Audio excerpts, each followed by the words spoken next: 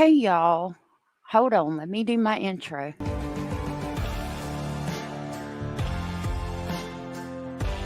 This is a true crime discussions channel. We speculate. This is all just speculation. Because it's true crime, it's for mature audiences only. There will be no children allowed, no exceptions. Everything on this channel falls under fair use. Please remember to like, comment, subscribe, and share. It's free. Hey y'all, it's so good to see y'all. I'm so glad y'all are here today. My mouth is hurting me, but it's my fault because I continue to smoke and I should not. It's good to see you one sunny day. Bad girl, Lori, Annabellis, Jenny Jen, Southern Cat, Snarky Pants, Edith is here. Rhonda is here. Good to see you. Oh no, what's going on? Bad girl, I'm sorry you're not feeling good, sweetheart. You really been having a hard time these past couple of days. I'm so sorry. I'm so sorry, sweetheart. I hope you feel better. Hey, Miss King of Anything, Connie Branch. Good to see you. Lovely speculating family, says Lorianne. Scratch the paint. Scratch the paint. I saw your comment. Actually, I'll show you. I'm gonna respond to that in just a second. Just a minute. Hey, Ashley. Good to see you. Rubber Ramada. Good to see you. Good to see you. I'm so glad y'all are here. I put nails on and was trying to type. It was quite hilarious. Hey, Holly, happy Friday. It is Friday. I'm okay. My mouth is hurting, but it's 100% my fault because I continue to choose to smoke and I know I shouldn't, and that's what's making my mouth hurt. But I have been using my special mouthwash after I smoke, so like it's not like a dry socket or anything, it's just hurting. Okay. Um Scratch to paint on the video about the sheriff. You said you wanted to see I assume the casino. It's on oh, not there. It's on this video. Hold on. It's on this live stream. See, YouTube is supposed to put chapters in and they didn't. Like I set it up where it's supposed to put chapters in, but it doesn't. So like from 137 on here, it talks about the charges. I have it muted. Um, that was his court appearance there. I'm trying to show you the building. I think the rest of that is just going through the documents. But we talk about it in this video. You can also find some of the Sheriff Lopez's photos of the building and all of that stuff and his co-conspirators there, like on the website and stuff. That's him getting arrested. Racketeering scheme. Lopez is accused of being involved in an illegal gambling operation out of a building in There you Kissimmee go. called That's what it looked Eclipse like. Social Club, complete with slot machines and an unlicensed lottery. Prosecutors say the operation netted Hey, more than Crystal. $21 million in proceeds, spreading across Hey, Hugh. Osceola, Orange, and Lake counties. Kissimmee Mayor Jackie Espinosa says city and county leadership are still learning details of the case. I think a community as a whole, we're surprised, we're disappointed. Disappointment would be probably the word that I would use most. 4 other people have been named, including Sharon Fedrick and Carol Code, who also were arrested yesterday. If convicted, Lopez could face decades in prison. Governor DeSantis has already suspended him from office. So, yeah, if you guys didn't see, I did have an update about that. Let me know if you want, and we'll go over it. Also, me and Hilsandra went live last night, so let me pull that up. If you guys want to check that out, I will grab the link while I'm doing this too, if I can type. I think it's this one. Let's see. Yeah. The Special Victims Unit. So we went live last night over there talking about a bunch of different news articles, and I'm going to grab that link if you guys don't mind, make sure you go check her out. I was on panel with her last night for about 2 hours. There's the link to that. If you guys have not subscribed to her, please do so. She's trying to get back to 1,000. Okay. So we got like a lot of news articles to talk about this here day. Hey Edith, oh my goodness, you've been a member for 6 months. That is amazing. Um, wow, thank you for sharing that milestone with us. She said, I love being a member, love you all so much. I love you too, sweetheart. And I am making a members video. I actually tried to upload a members only garden video this morning, but it didn't upload right. So it should be up by this evening. I was trying to work on that, and I didn't get any more of our spring Summerfield 6 out. Um, thank you, Hilsandra. Oh my goodness, Cindy from sunny South Florida. Thank you so much for gifting 5 memberships. That is so very sweet and supportive of you. Hold on just a minute and I will try to access my live. I had it up on my phone a minute ago. Oh my lordy. Hold on. Nope. Why you do this to me, phone? Okay. Those went to Elizabeth Crazy Eyes 74, Lady Creations, Smooth Retina, um, and Flory Moore. If you were gifted from our lovely Cindy from sunny South Florida, please tell Cindy thank you, and I will grab the crazy train to pick y'all up on the way to Speculation Station. Thank you so very much, Cindy. That was so sweet of you. I'm going off the rails on a crazy train.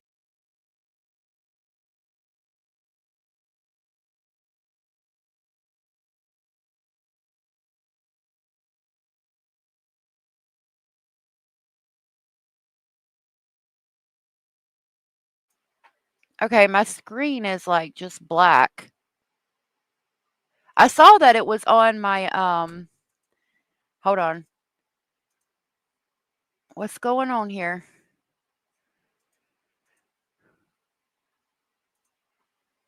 What the crap? Hold on, I gotta yeet myself. I don't know what's going on. I don't even know if y'all can.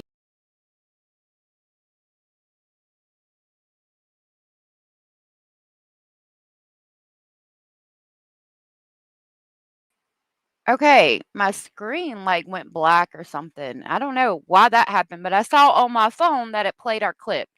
So yeah, I had to yeet myself. I don't know what just happened. Alrighty, I saw that Scratch the Paint had said something. Let me try to grab that real quick. You could hear and see me. Okay, good. Nope, I don't want that either. Okay. Thank you so much, Cindy. That was so very sweet of you. I really appreciate that. Okay, where did it go here? And his ex-wife is the reporter who covered. Oh yeah. Yeah. He was. So let's talk about that real quick. She was, I meant. I think it's in a post that I had. Oh, bad girl, while you're here, that's where I was showing that I donated the money to the Matthew Shepard Foundation. That was so sweet of you to do. And I matched you on it. Oh, where's the post? Hold on. Hold on just a minute. Look at that passion flower. Isn't it pretty? Oh my goodness. Oh, it's down here. Oh, right there. Yeah, so Marcos Lopez's um ex-wife is this woman here that took the picture with Stephen Stearns outside of the Osceola County correctional facility. And Jay for Justice posted, remember her, she no longer has a job with the Osceola County Sheriff's Department following Sheriff Marco Lopez's arrest. Bye bye. It looks like her. I think it's the same person. Yeah, that is interesting. So yeah, she was evidently just a minute. Hey, Orange. Booted as well. All right, let's go. Hmm. I got several things to talk to y'all about. Let's talk about what's on the thumbnail. Let me get that pulled up. Hold on. Should have had my shit together a little better.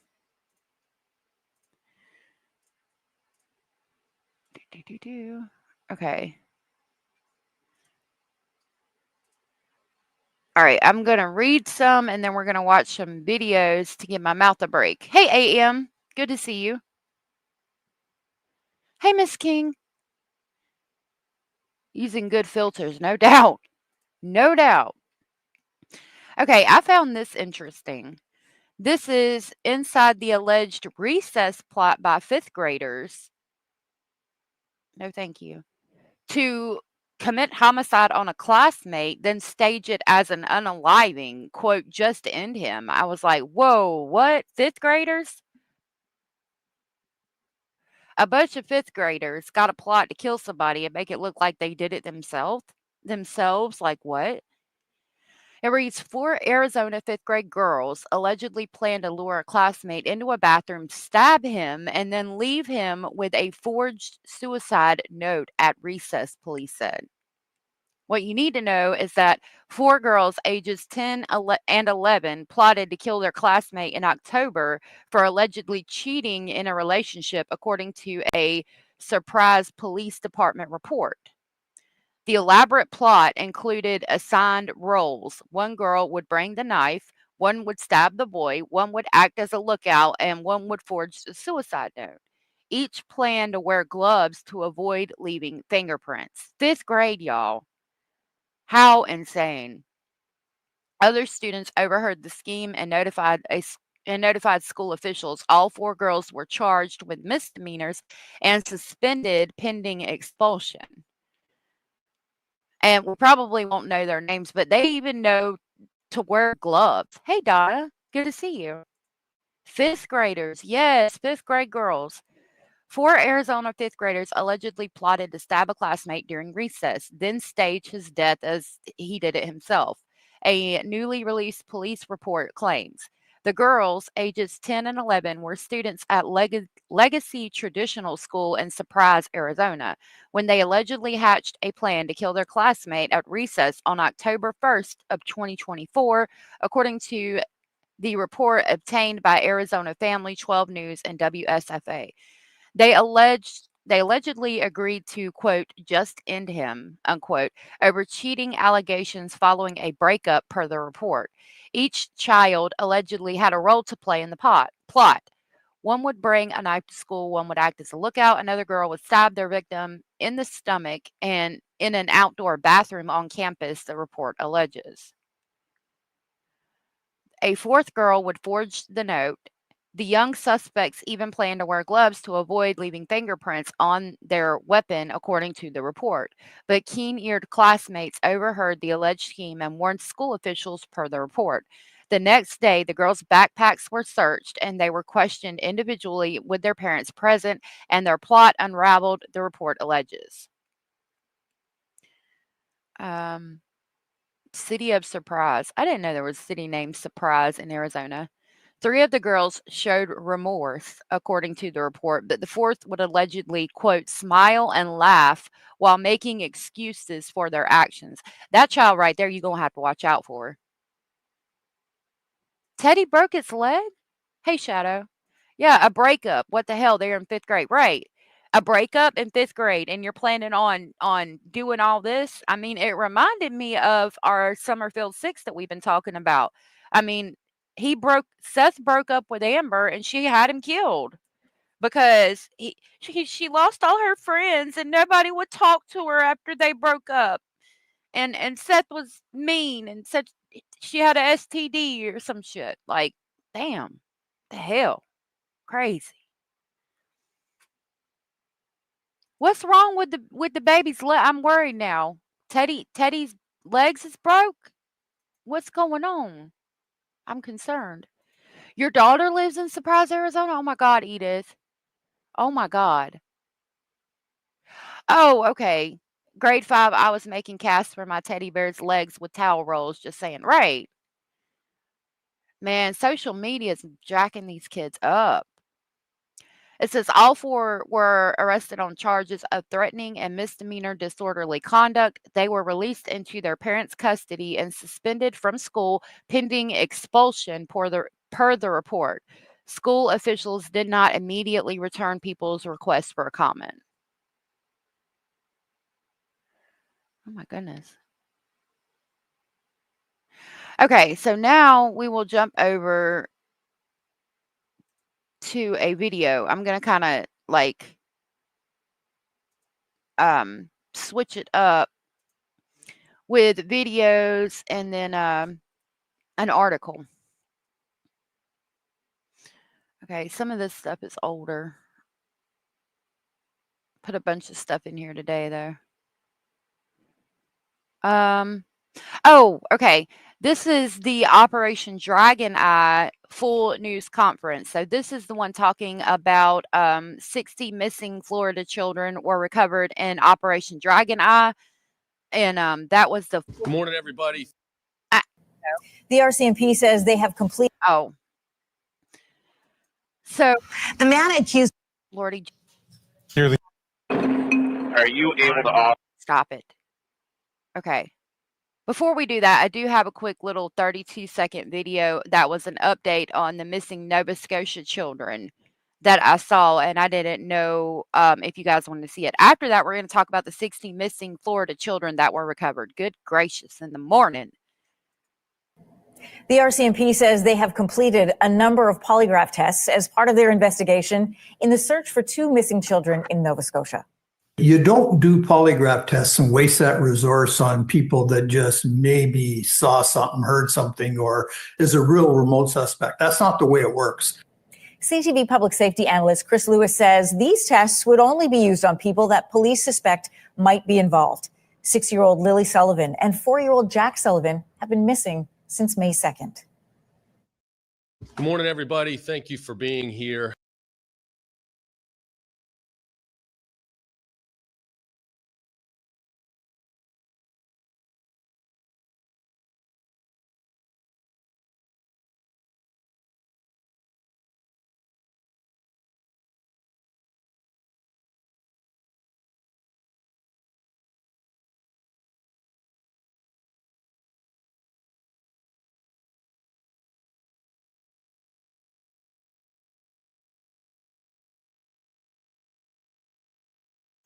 Lord, I'm muted. Muted. Okay. So I did find that interesting that they said that because they have to fly somebody in from out of state to do those polygraph tests. And yeah, you're not going to do that. But at this point, I'm wondering if they're just giving polygraph tests to everybody just to try to see like if they can find the kids or if these people that have all been given polygraphs are legit suspects, because I think they said they've given polygraphs to like a big, large number of people. And again, it is a valuable resource because they have to bring those testers in from out of the country. So I don't know. I found that interesting. Abellis is pure sweetness and hello heathen. Hannah said, hey to those just getting in. Thank you for that. Okay. And Carolina, thank you for dropping by. I appreciate that. Malaya has the kids in New York somewhere. That's interesting. I would love to talk about it if I could verify it. There's so many rumors going on, Crystal, with this case that I have to be very careful.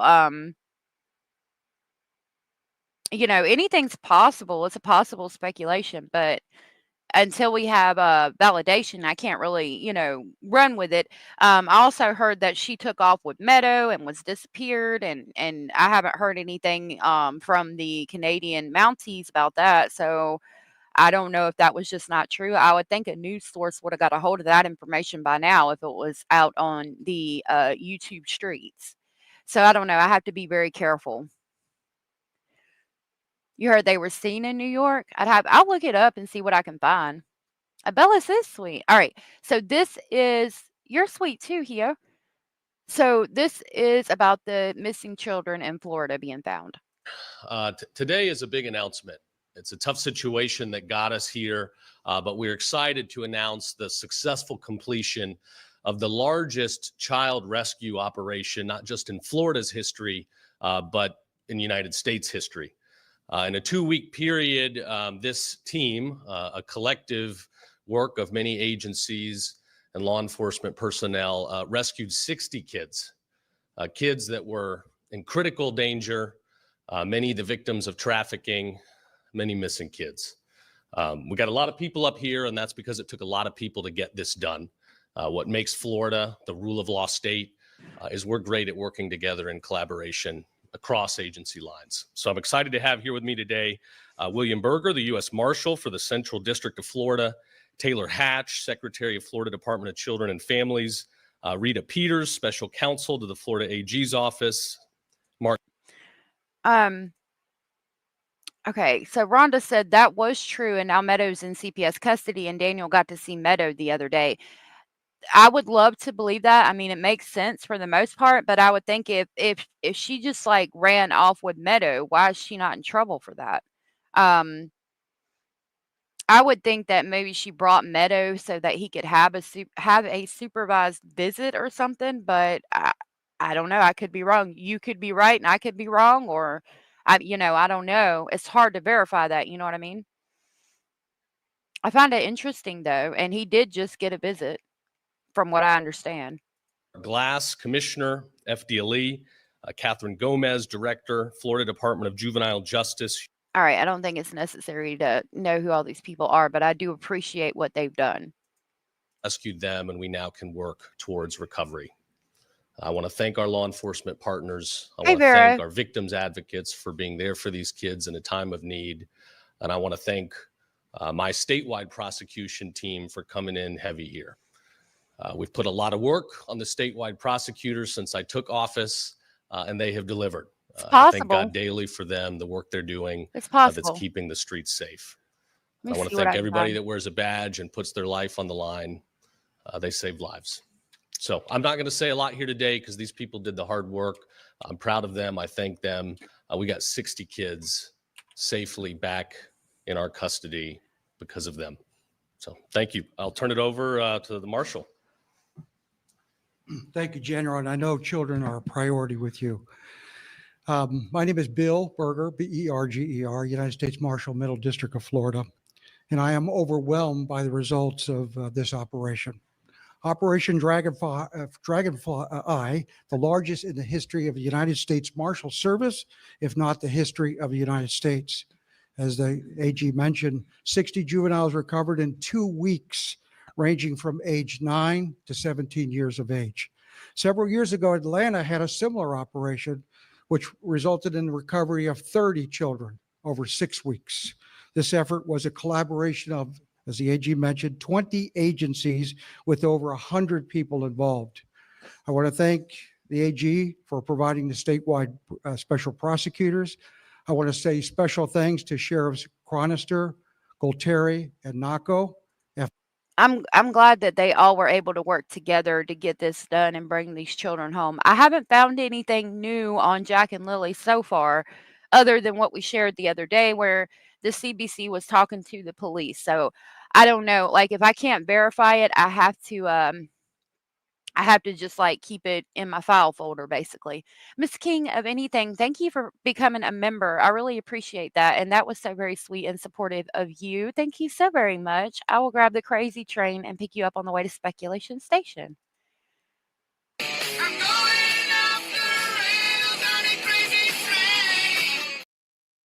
Thank you so much, Miss King. I really appreciate that. Hey, Blue Jay. Good to see you. Miss Scorpio Rising. FDLE, of course, our police chiefs, my friends, Lee Burkaw and Tony Holloway, Hillsborough County State Attorney, Susie Lopez, who many will be speaking in the very near future. It should be noted that Tampa Mayor Jane Castor and former Mayor Bob Buckhorn also visited the command post and spoke to our team, emphasizing the importance of this operation.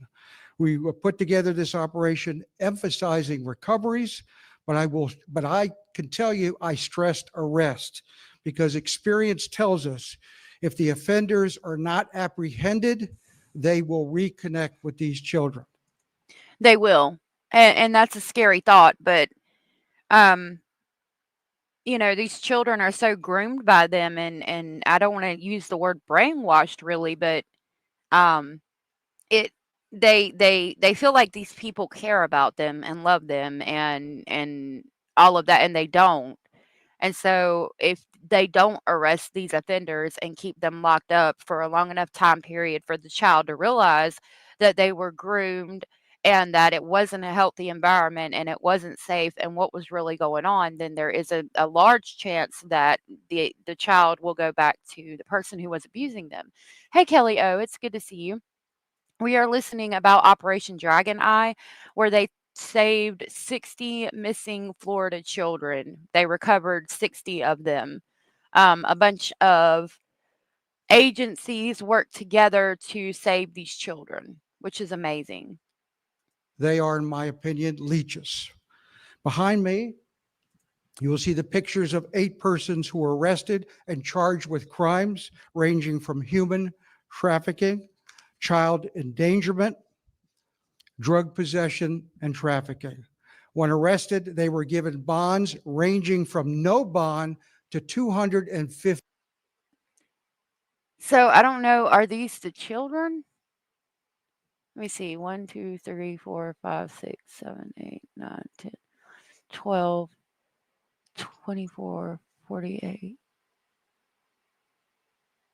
Yeah, I think these are the children, and then these are the people that were arrested, maybe? Hmm, interesting. Who's this? What's this person's name? I'd love to know what this person's name is and where I could find him out in public because I've never seen a person that looks like that with, like, no face and no arms. Who is this, and where can I find him? I'm just playing, y'all. $50 million bond. I've never heard of that before. A $50 million bond. Wow, I'm so glad they did that. Hey, Tony. Oh my goodness, Bellis, thank you so much for gifting 10 Speculation Station memberships. That was so very sweet and supportive of you, and I really appreciate that. My goodness, thank you so very much. Um, those went to Kelly O, Terry Corina, Marion Patton, Natalie Perini, Bubbles, Jay Cloverland, Car- Kieran Marr, Rooster Jesus Soup, Britt Morris, Karen Duncan. Um, and I think that's it. Okay. So if you were gifted from Abellis and you are aware you were gifted, please tell Abellis thank you. Thank you so very much, Abellis. And I will grab the Polar Express to pick y'all up on the way to Speculation Station. So it won't be such a scary ride.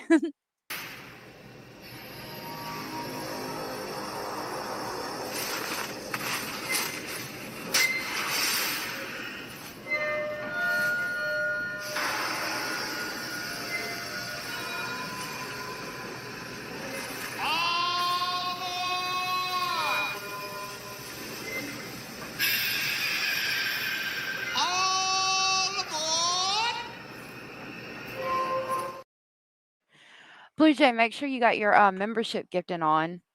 And you might get gifted. It YouTube picks, which kind of sucks, but um, I saw that Kelly O got one, and Kieran came in and said thank you. Thank you, Kieran, for saying thank you. That was so very nice of you, Abellis. Thank you so much. I really appreciate that. Finally, it is important to give credit where credit is due. The one person who was tasked with setting up this operation and universally has been recognized by all people involved is Deputy U.S. Marshal Mario Price. Mario will make himself available after this conference. Thank you very much. It's good to put bad guys away. There's nothing more fulfilling. Next, we got Taylor Hatch, Florida Department of Children and Families. Good morning. Thank you for the opportunity to be here. My name is Taylor Hatch, and I have the honor of serving as the Secretary for the Florida Department of Children and Families. I am grateful to stand alongside so many dedicated professionals and colleagues. The U.S.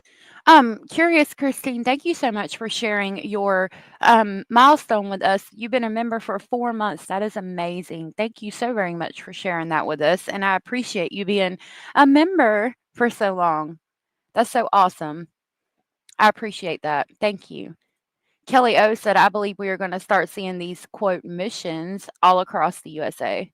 I hope so. He has said lots were runaways. Yeah, we talked about this last night in her stream. I'm glad that they found their way back. Yeah, and then she had said one of the girls was pregnant with the captor's baby, which is hard, right? Because they're already like these children already ran away, and then they're going to be placed with basically DCFS in a foster home or a group home.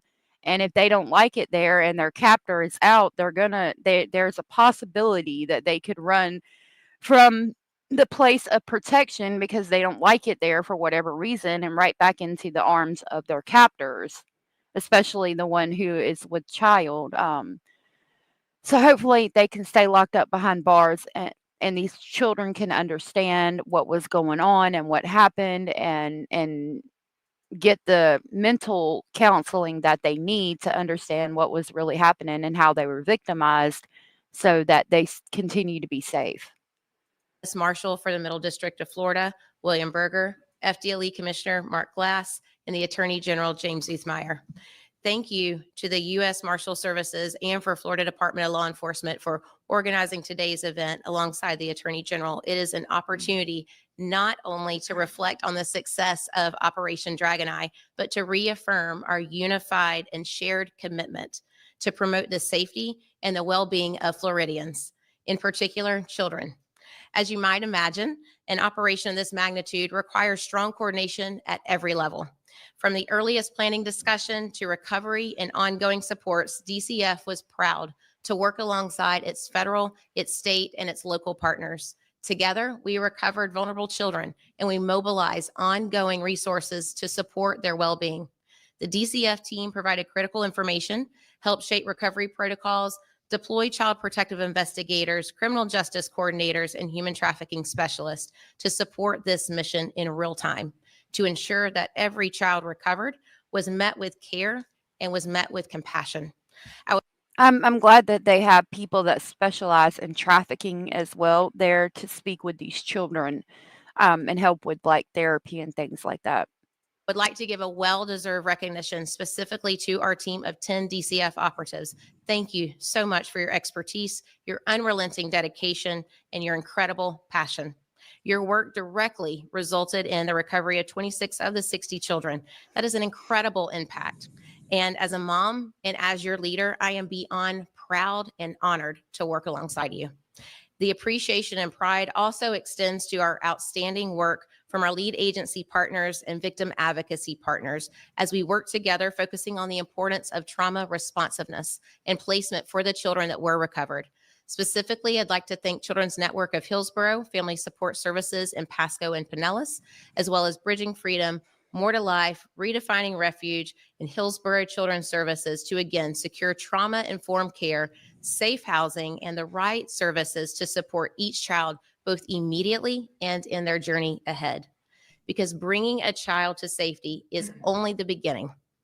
Helping them heal is the work that we know follows. I want to again thank the leaders from the United States Marshal Services, FDLE, and the Attorney General, as well as your teams for your partnership and for recognizing the impact of our agencies and partners' contributions. As Secretary, I'm not going to play like the whole thing while everybody talks because I kind of wanted to go over the information. I did want to hear about what was going to happen after the children were found as far as therapy and things to that nature. I'm going to see who's going to come and speak next now that we've got pretty much that information and see what they're going to talk about. But basically, I wanted to go over, what was found and how important aftercare is. the children of our great state. Thank you. Thank you, Secretary. Next, we have Rita Peters, Special Counsel in my office, who they refer to as Rico Rita.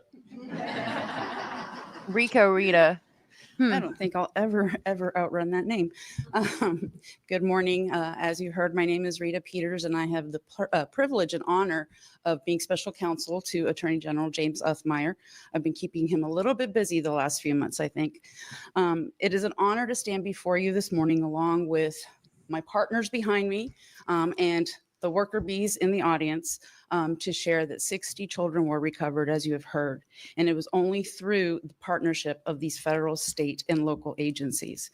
I want to know if she's going to go over the charges that they're going to get. That's why I'm continuing to see what she has to say. The number is not just a statistic. It represents a life and a future that was given one more chance. Yep. This operation reflects our agency's commitment to protecting the most vulnerable, our children. And this operation shows the extraordinary work collaboration between all of our agency partners. We all worked in lockstep to bring these children to safety. No one agency could have accomplished this alone. It was a team effort rooted in our shared responsibility, our civic duty, and unwavering determination to keep Florida safe. As prosecutors, our role goes beyond the halls of the courthouse.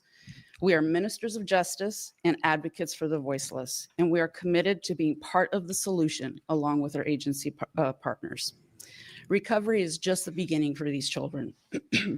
They will need care, counseling, and attention. And we will join with our partner victim advocacy organizations as well as with the Department of Children and Families to be part of that. When a child goes missing, the whole community suffers. Children are not just our future, they are our present, and they deserve safety, dignity, and every opportunity to grow and thrive. I agree with that. It is our duty to protect our children. Their lives matter deeply, Florida, and their yeah. safety will Thank you, always guys. be our top priority.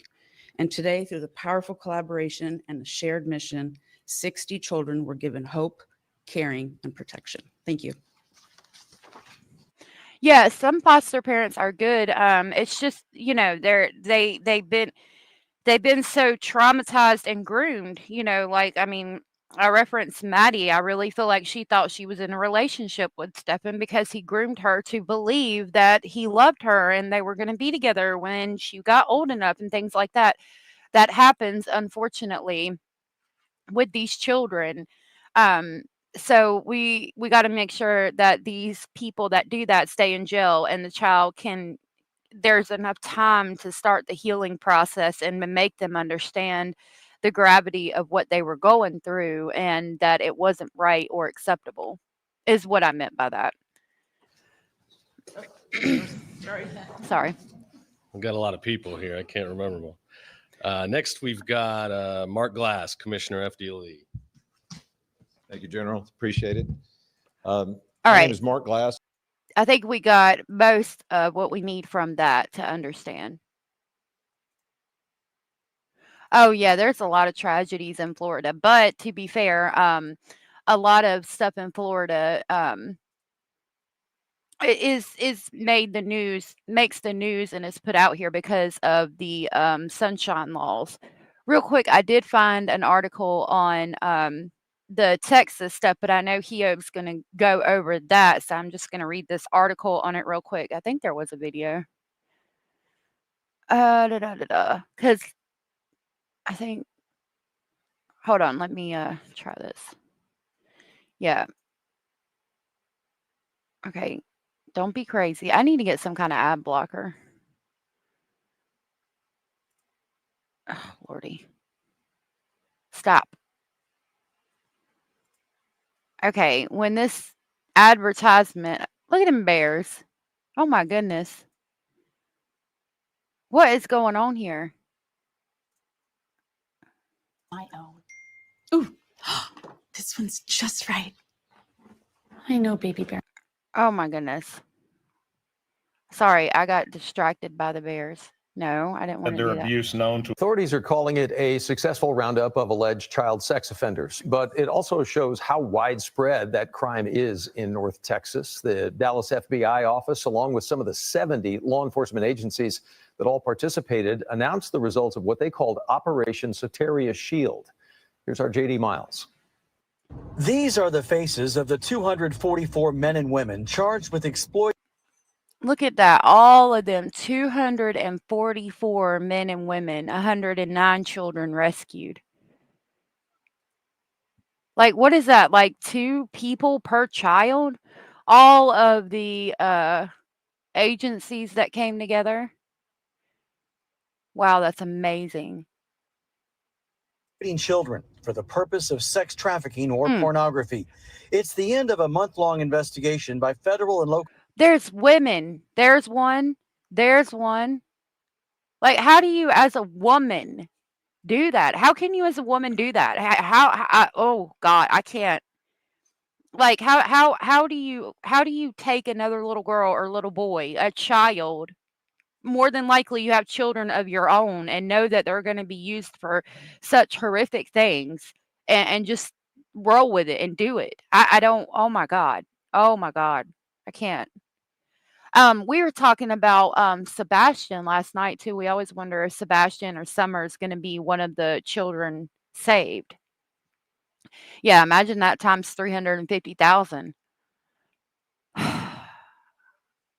It's only this is a big deal and we need to talk about it, but this is, I mean, a drop in the bucket, but it is amazing what they did, and I'm glad that these people were located and are now behind bars. Law enforcement of a crime that authorities say is a year-round problem. The numbers of offenders arrested and the children rescued in this operation are stunning. It's stunning to hear them repeated here. 109 children were rescued by Operation Soteria Shield, which began in April. During this operation, many of the children recognized or rescued were previously unidentified. They had never been reported missing. They had never had their abuse known to authorities. The operation not only led to arrests and rescues, but also to the seizure of terabytes of child abuse sex material. Now, how does that happen? Like a parent is basically using their child to be trafficked, and not like the child's not ever reported missing. They're just, it's thought that everything's normal at home while this child is being trafficked. Oh my goodness. That's in your town, Joy? Wow. It's a lot. I know people keep praying for this task team. We haven't seen anything yet. Some of these women were trafficked themselves at one point. Yeah, that's true. Yeah, that's true too. Yeah, Andy, I was like, never been reported missing. How does that work? Through a collaborative effort that started 10 years ago and now includes 70 Texas law enforcement agencies. What started as a small team with a bold idea has grown into something very powerful. In a lot of these cases, authorities say the sex offenders never actually meet their victims face to face, but instead use technology to coerce them into sending explicit images and videos. The head of the Dallas FBI office says the methods used are not just involving social media, but also online gaming systems. So I think for many of us, I'll speak for my generation, we were raised to be concerned about faceless strangers that might try to contact us or cause us harm on the street. But we've moved past that. Again, predators have access to our children in our home through technology. Authorities urge families to use parental controls on any devices kids use, and be aware there are more faces like these still out there. In Dallas, JD Miles, CBS News, Texas. Hockey, CBS News, Texas. Well, in about an hour, the Dallas Mavericks will be introducing their new star player, Cooper Flagg. Plus, 2 of the biggest names in women's professional basketball are going head-to-head at the American Airlines Center tonight. Ro Parrish is going to break it all down so that you're in I apologize. Okay, I had to deal with children myself. That is amazing. I'm glad that those children were rescued and that they are safe now. I will read the article because I did miss the end of that. It says authorities, let me make sure I'm unmuted. Yep.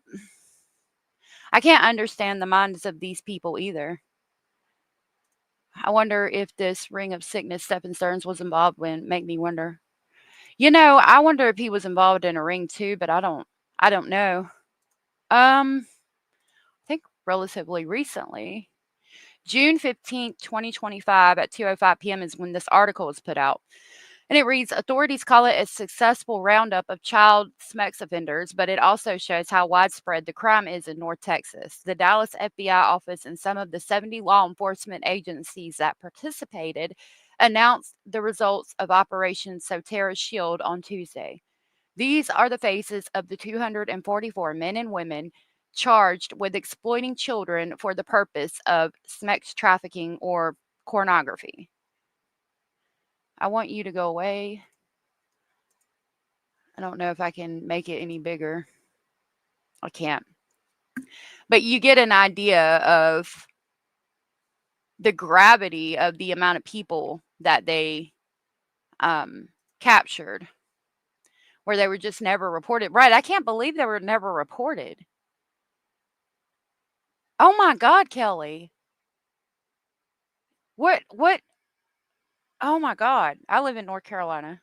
Um, email me.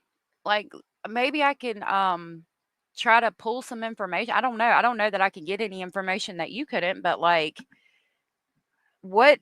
Oh my God. Like gee, yeah, I'd love to talk to you. Email me if you don't mind. I'm so sorry. That is horrible. Oh, okay. In a good way or like in a bad way, Kelly? Oh, I'm going to keep praying. I'm so sorry. I am so sorry too. Oh my God, I'm sorry. I'm so sorry, Kelly. It's the end of a month-long investigation by federal and local enforcement of crime that authorities say is a year-round problem. Y'all, please say a prayer for Kelly. My goodness. Okay. Quote, the number of offenders arrested and the children rescued in this operation are stunning, unquote, said Jay Combs, the U.S. Attorney, Eastern District of Texas. Quote, it's stunning to hear them repeated here, unquote. Operation Soterra Shield, which began in April, led to the rescue of 109 children. Quote, during this operation, many of the children recognized or rescued were previously unidentified. They'd never been reported missing and they never had their abuse known to authorities. The operation not only led to arrest and rescues, but also to the seizure of terabytes of child abuse sex material through a collaborative effort that started 10 years ago and now includes 70 Texas law enforcement agencies. Quote, what started as a small team with a bold idea has grown into something very powerful, unquote, said Greg Willis, the Collin County District Attorney. In a lot of these cases, authorities said the sex offenders never actually meet the victims face to face, but use technology to coerce them into sending explicit images and videos. And you know, that's just like Maddie's chorus teacher. Thank you guys. Brett Italio on the Discord app with the little boys. Now, some of them, they said that some of the boys that were in his tutoring classes were abused. But that a lot of them, you know, he was contacting kids on Discord and asking them to send pictures and photos. That reminds me, there's something else I want to talk to y'all about, and I'm glad that I said that. We'll talk about it in just a minute if I remember. Okay. The head of the Dallas FBI office said the methods used don't just involve social media, but also online gaming systems. Quote, so I think for many of us, I'll speak for my generation, we were raised to be concerned about faceless strangers that might try to contact us or cause harm on the street. But we've moved past that, said Mr. Rothrock, the Dallas FBI special agent in charge. Again, predators have access to our children in our home through technology.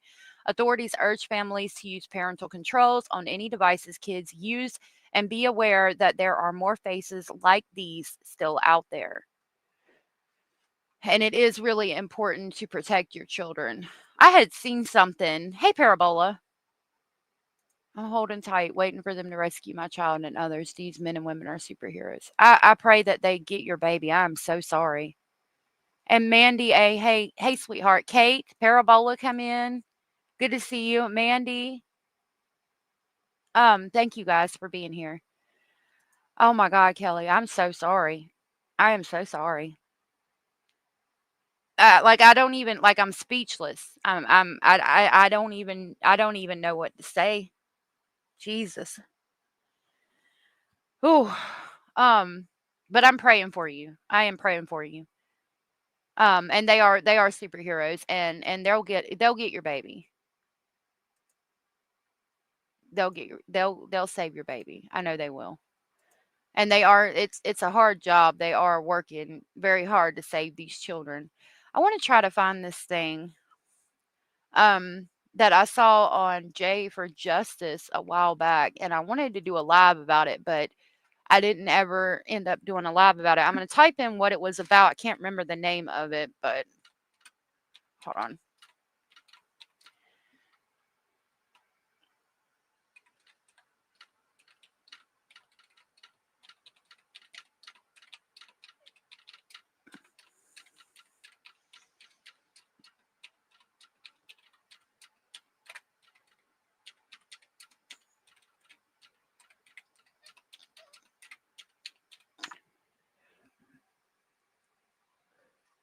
Uh,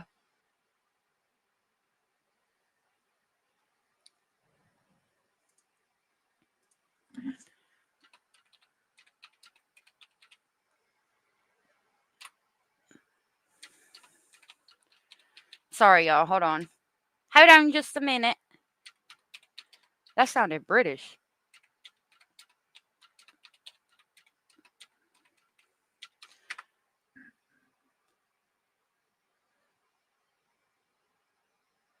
Yeah, this is it. Okay.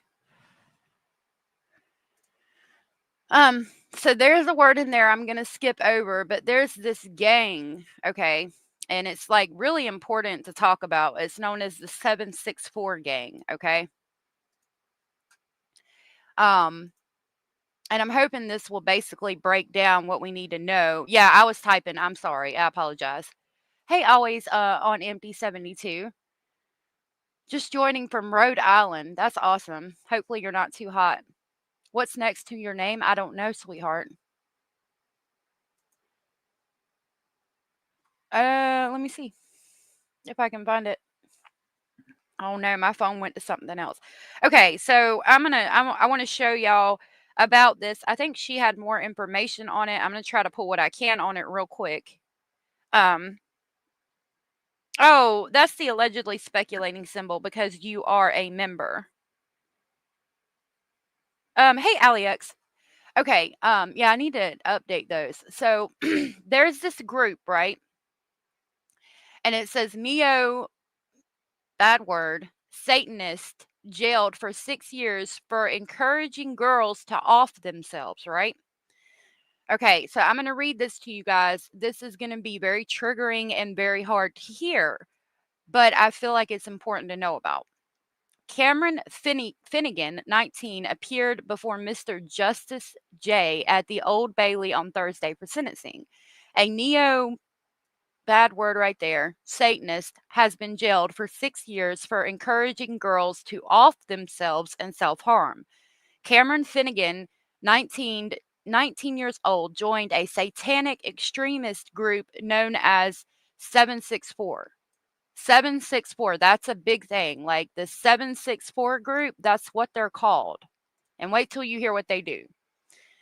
In late 2023, so he joined the group in late 2023 and told one girl to hang herself, quote, for me, unquote, on video so he could share it in the group's online chat, the Old Bailey Herd. He was arrested in March of 2024 and pleaded guilty to 5 charges, encouraging offing yourself online, possessing a document for terrorist purposes, having indecent images of children, and 2 counts of criminal damage. He appeared before Mr. Justice J Thursday, where he was handed a sentence of 6 years in jail with an extended license period of 3 years. Oh my gosh.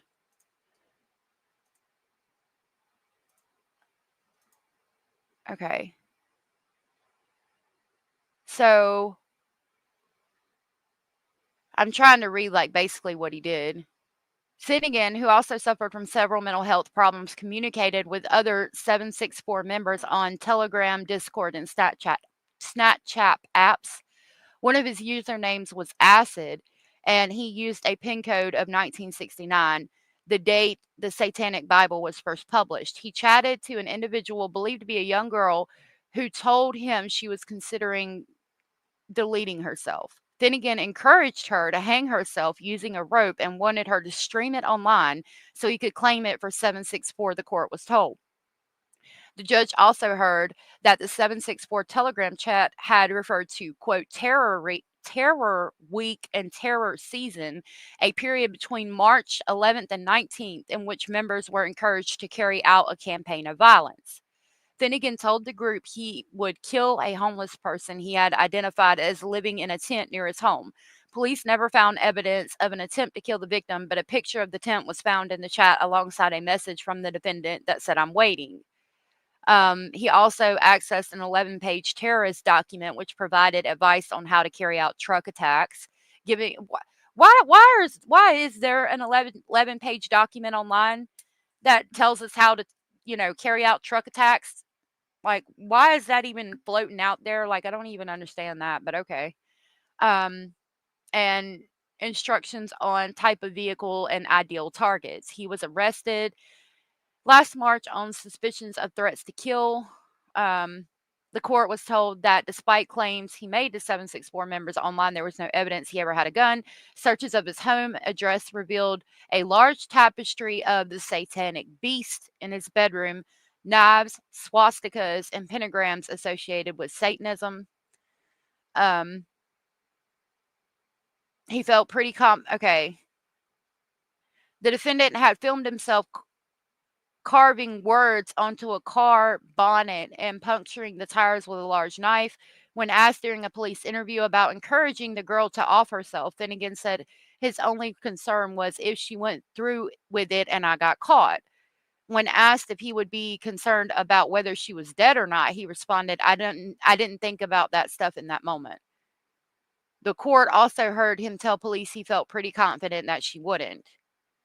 I want to talk to you about the group, though. So that talks about him in particular, but he's not the worst one. So let me pull up. This is like a side note real quick, but it's very important to get this out here. I don't think so. Yeah, this 764 group is awful.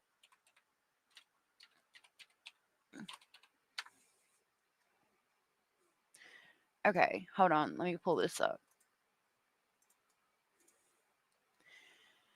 Okay, 764 was founded in 2021 by Bradley Cadenhead, a teenager from Stephenville, Texas.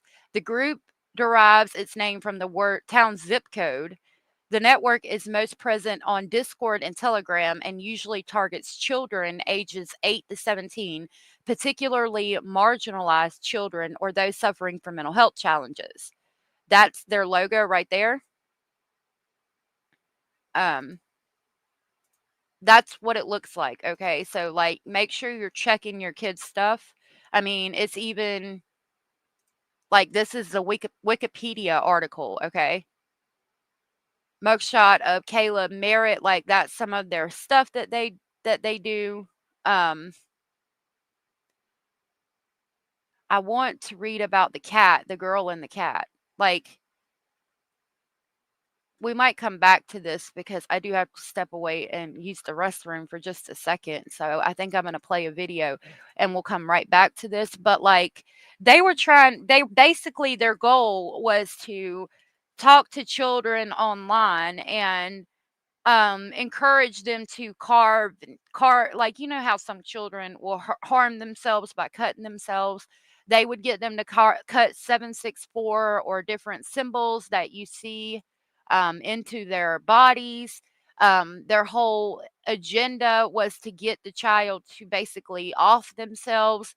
And what they did, like they would get young girls to send them pictures of, them naked or whatever, and then they would use that and they would threaten them, and they would say, in one instance, they said to a girl, if you don't go downstairs right now and kill the family cat on live stream and stream it, then I will share this photo that you have sent me, all of these photos, all these videos, etc., with your whole entire school, your mom, your dad, your family. I will do that right now. So you better go get that cat and you better kill that cat on live stream so everybody could see.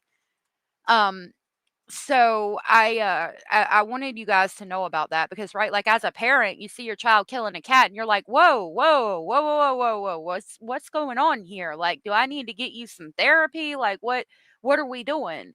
And then come to find out, it's this whole group that's like terrorizing your child online. Always on empty. Is it your birthday? Is it your birthday? It's the zip code. Been following true crime since Gabby Petito's case. Prayers to all who need them. We need justice for all those missing. We do. I have a birthday song to play for you, always on empty, and I will play that for you now. Happy birthday.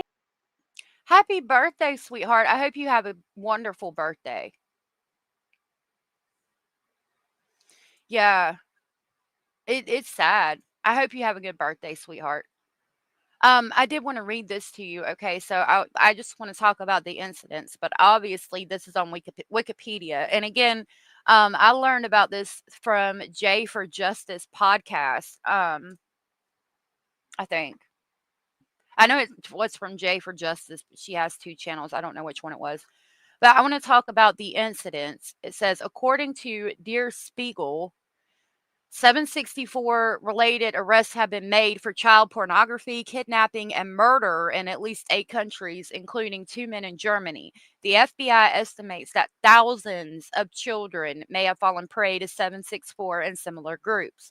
The Australian Federal Police claimed that they were intensifying efforts to disrupt networks linked to 764. In 2021, in February of 2021, a 22-year-old member of CVLT, Caleb Christopher Merritt, that's him, of Spring, Texas, kidnapped and raped a 12-year-old girl in Virginia, the United States. He was convicted and sentenced to 350 years in prison. Cadenhead's splinter group also leveraged animal torture, incest, rape, self-harm, and bestiality from their victims. In November of 2021, 22-year-old Angel Amelia of Queens, New York, United States, was arrested for his involvement in the network and possession of a firearm while being a felon. Found inside Amelia's house was a bloodied piece of paper with a sketch of the Zodiac killer along ruins and other memorabilia of the Order of Nine Angels. Amelia's arrest tipped law enforcement on the 764 network.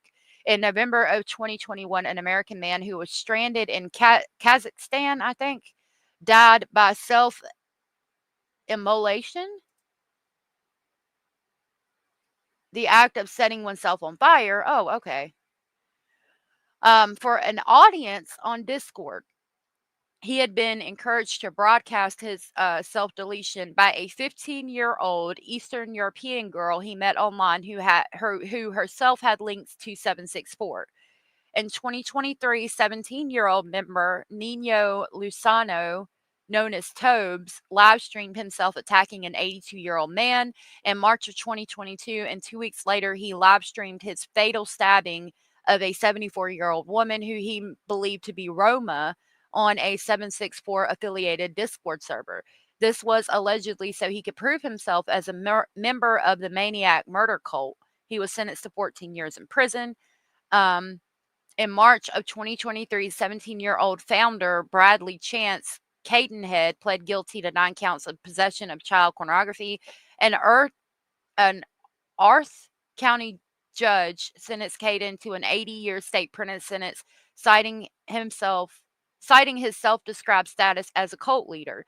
In March of 2025, 23-year-old Rowan R., founder of the CBLT group, inspired Cadenhead, was charged with torture and sextortion by the Paris Department Criminal Court. He pled guilty to the charges, and the case was referred to the Paris Court of Assizes for jury trial. After Cadenhead's arrest in August of 2021, the group was led by a 21-year-old from Romania named Francesco nicknamed Riley. He was sentenced to 3 years in prison in August 2023 for production of child pornography, with the Romanian citing the fact that he subscribed to antisocial values from the maniac murder cult. In December of 2023, 18-year-old man from Honolulu, Hawaii, was arrested for running a 764 splinter group. In January of 2024, the Brazilian federal police arrested 2 teenage leaders of a suspected splinter group in Para, and I'm not even going to try to say that, in Brazil.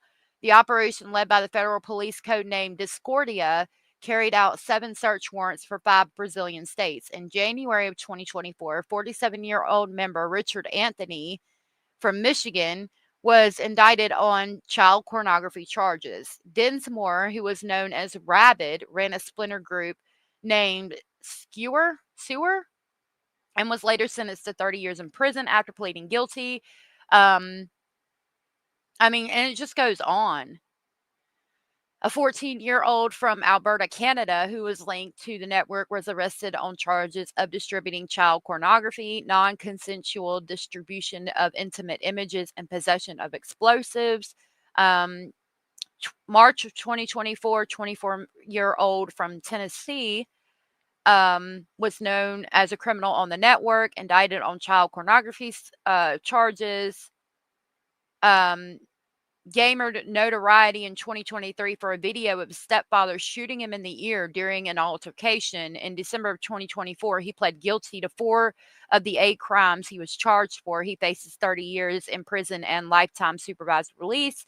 March, a 19-year-old from the UK known as Acid was arrested and pled guilty to encouraging unaliving. That's the one we just read about.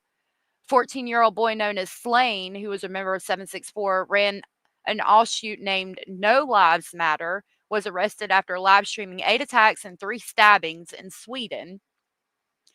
New South Wales police arrested a 28-year-old in October of 2024 and a 14-year-old boy in connection with the network. And it just goes on and on. Look at all this.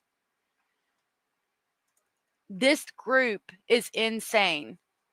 Discord is fun though, but like when we got this group of people encouraging young girls going through hormones, not understanding their emotions, to off themselves and like kill the family cat and running around attacking people and stabbing people. Like, look at this. And these are just like when they cut the head off the snake and they arrest the leader of this group, another one emerges. It's all over the world. It's global. This is insane. Like, this is insane, and it needs to be talked about more. Right here, June 18th, 2025, a couple of freaking days ago. Based on an FBI notice and evidence secured in September 2023, a house search, German authorities announced the arrest of a 20-year-old German-Iranian man in Hamburg who was described as a leading figure in 764 who acted under the online name White Tiger. He is accused of over 120 offenses, including murder and multiple cases of attempted murder. That was a couple of days ago. It's 764. It started out of Texas, and 764 is the area code. Like, this is insane, and it's very, very dangerous. They get on Discord and they target young teenage girls, and like I said, I really want to find the one about the cat. But you can see this too. Just when I type in the 764, you can see all of these articles inside the troubling phenomenon of teens live streaming their, what I'm going to assume to be deaths. How Facebook Live murder and unaliving videos are spread online. Why live streamed unalivings are becoming a disturbing new norm. The teen who live streamed her sister's death on Instagram. Like, it's not good. It's insane. It's fucking scary. It's fucking scary. Yeah. Hey, Bazzer, good to see you. Yeah, these guys and gals are either pedos or annihilators that want mass destruction. That's what their whole goal is, and thank you for that. Their whole goal is to spread mass disruption, dysfunction, corruption, and they'll get these girl. Like I said, the one girl, I really wanted to find the story about the damn cat. Hold on, I'm gonna type for a minute. I'll have to be quiet.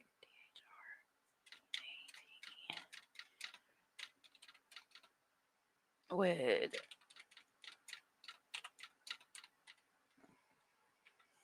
Oh my goodness.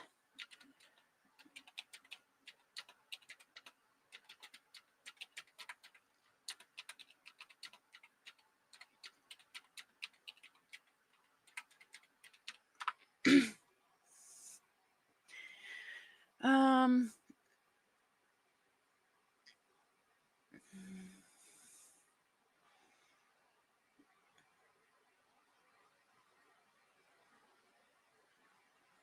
I don't know.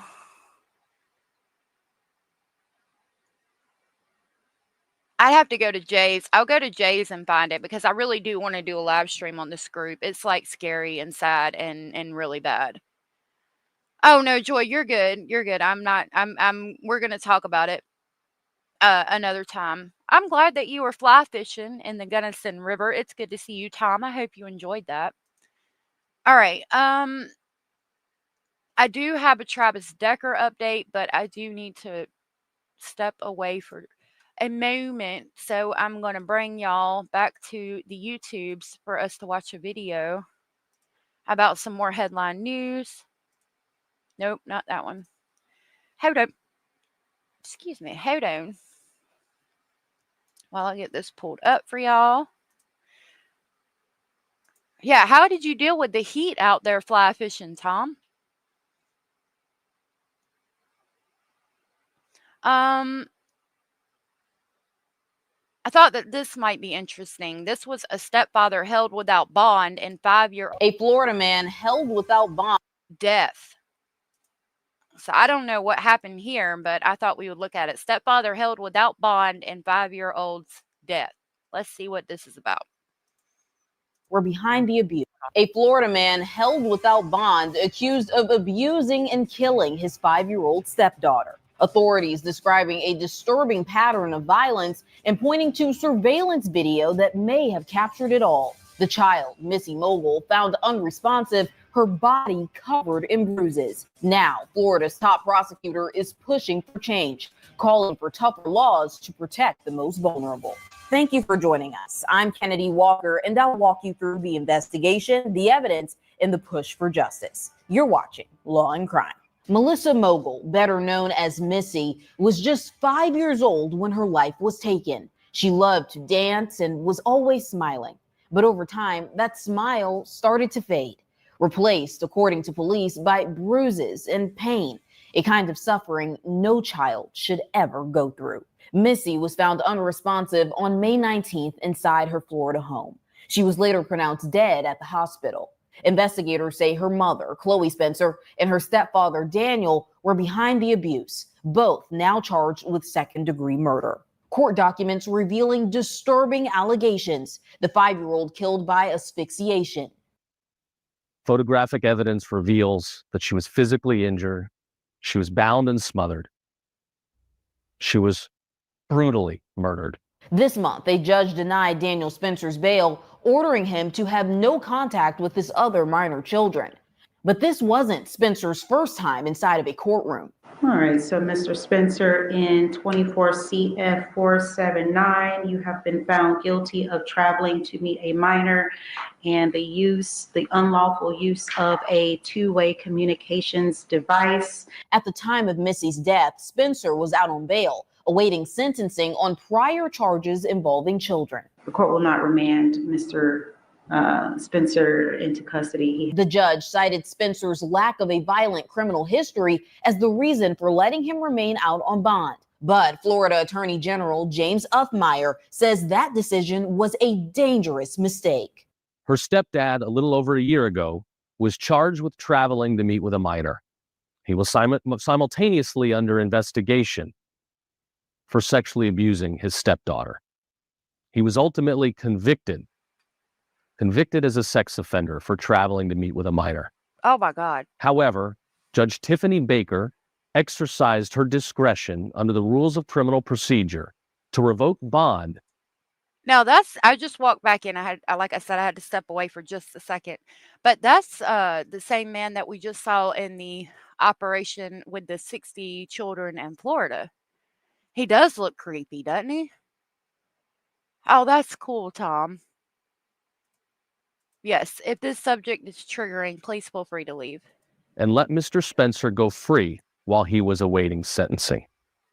She made this terrible decision even over the recommendation of the state attorney's office, who wanted to ensure he was locked up during this time. Now, Uthmeyer is Oh calling my for change, God. proposing. Look at her in her little princess dress. Oh my God. Lord have mercy. Missy's Law. She's even got the little ballerina shoes. Lord have mercy. Oh my God. Legislation that would prevent judges from releasing convicted sex offenders or violent criminals on bond after a guilty verdict. The judge's discretion here was outrageous. This should never happen. This should never happen. Because of this, I look forward to working with the legislature over the next year to pass Missy's Law, a law that will prevent this loophole from taking place. And here to break down this story with me is Dave Ehrenberg, former state attorney in Palm Beach County, Florida. Dave, thank you so much for coming on today. Oh my God. Thanks for having me, Kennedy. So let's start with the charges. Second-degree murder. For viewers unfamiliar with the legal difference, what separates second degree from first degree in a case like this one? First degree would be premeditated murder. It doesn't take a lot of premeditation, but just enough. And the prosecutors only want to charge what they can prove, and they can still get life in prison for second-degree murder. Okay, if I see this man right here is using a filter. That is a filtered photo. I'm sorry. If you are a man and you send me a filtered photo, I'm going to have questions off the bat. Like, why are you filtering your photos, sir? I don't know. The difference is the death penalty That's just me. Maybe I'm a bitch. I don't know. Excuse my language. would be off the table. Now, this is the kind of case that in my mind would warrant the death penalty, but you still have to prove premeditated murder. In this case, it looks like this defendant allegedly was sexually abusing poor Missy and then Oh my God. and then killed her. And this charge could be upgraded to first-degree murder depending on what kind of evidence the prosecutors get. But as of right now, they're going for the charge they believe they can prove beyond a reasonable doubt. Yeah, and we know that both mother and stepfather are charged. How does that shared responsibility work legally when it Don't tell me that she knew about it. Oh my God. She needs to get the exact same charges he gets if she knew about it. Hell no. comes to abuse in the home? Well, both can be charged as principals. Both can get the same punishment. Now, I would think that to help the case, perhaps the state will cut a deal with the mother in exchange for something other than life in prison, and then the mother can testify against the co-defendant. And they're holding what? There's more babies? Oh Lord. I'm not sure exactly what he did to her other than he committed the homicide of her. I don't understand how anyone can hurt a child either. I don't. My filter's paper. That's my filter too. It's beyond all comprehension. Like what? How? Why? that could help cinch the deal. Now, do they really need it? Maybe not, because there's a lot of evidence here apparently that ties the only two people who were there at the time during Missy's death to her murder. And so this is a good case for prosecutors. The freaking name is Mama. Yet, from what I'm hearing, she wasn't much of one. Mother would be well served if she tried to cooperate with the state, or else she's never going to see the light of day again outside of a prison. And what would that cooperation look like? Basically, her just flipping on her husband? Yes, flipping on her husband. And there are ways to do it. Now, there's spousal privilege, but there are ways you can testify against the husband based on this horrific murder, what she saw, what happened. And also remember, this guy allegedly was under investigation for sexually abusing Missy. So there's a lot that can be. So wait a minute. Okay. The mother saw what happened to Missy as far as the homicide goes, and he was already under investigation for abusing Missy, which he's a step parent. That means that Missy belongs to her, which means that she knew he was already being investigated for abusing Missy. And not only did she continue to keep him in the house, she also watched as he committed this homicide. Jesus. Yeah, she needs to get exactly the same amount of time that he does. Vera said, "How can you look at a tiny princess and do horrible things? I have no idea. You have to be very sick." Very sick. I think both were arrested, yes, because they're talking about the mother flipping on the stepfather, Lorianne. These people are sick, and I will never understand it either. That exactly, Tom, exactly. She better not get a deal, or I'm gonna be mad as hell. He was already under investigation, which I'm gonna assume through CPS, for abusing this child. And she kept him in the house, and not only kept him in the house, but watched or possibly participated in the homicide of her baby after knowing that he was abusing her sexually. Ma'am. We discussed that could be entered into evidence. There's a limit to it because you can't maybe, I don't know, past bad acts to prove the current crime as propensity evidence, but there are certain exceptions that could come into play. But like this guy's goose cooked. I mean, he's not going anywhere. He's lucky. Why did you seeing this? I'm like, why did you want to marry her? Why? It wasn't about her. Just like Stefan getting with Jen, it wasn't about Jen. Like, why are you wanting to marry her? Because she'll let you do all the nasty little fucking fucked up things you want to do? You son of a bitch. That first-degree murder is not being charged and that he's not facing the death penalty yet. Right. And let's dive into some of the evidence. We know that according to police, some of this alleged abuse, physical abuse was caught on video. How significant is that it was caught on home surveillance, and how does that change? I wish she was crying. I wish she was crying during this booking photo. The prosecution's leverage. People lie, video does not. And that's going to be very powerful evidence. And that means that perhaps they don't even need the mother to cooperate to get a conviction. And that's why I think the onus is on her to try to come up with some reason, some benefit, some proffer to the prosecutors that shows some value in flipping. Because with that video, I mean, they've got this guy dead to rights. And I mean, this is such a horrific crime that the Attorney General is trying to get a new law passed named after Missy. So when that kind of thing happens, you see that it's really touched the imagination, not just of the Tallahassee community, but far beyond. Right. And we'll touch on that in a moment, but we know that the case is drawing outrage over the judge's decision to keep Daniel Spencer out on bond. That's why the Attorney General, is so upset and is trying to pass a new law. What does it say about the system when look at her with her little hands on her hips, looking just so sassy. Tom, this was in Florida, I believe Palm Beach, because Cindy was talking about that the Attorney General is not the Attorney General for Palm Beach anymore. I might see if I can pull the information on it. It's easier to get stuff out of Florida. Look at her, just looking so sassy. She's adorable. Convicted sex offender is still allowed out pending sentencing. Well, I'm reluctant to criticize judges. The judge apparently made this decision based on everything that she saw during the trial. This is apparently, even though... Look at her little hair. Like, it looks like one of those little wind-up things. Oh, my goodness. This defendant was being investigated for sexually abusing Missy and had been convicted of attempting to meet a 15-year-old. Not aware of any other crimes. Now, I'm not aware if there was more of a rap sheet. And if there was no further rap sheet, then the judge could believe that, well, after you've been convicted, if you haven't violated your bond thus far and you have. Look at that. He had a Superman hat on. Let me take it back. Sir, get that S off your head.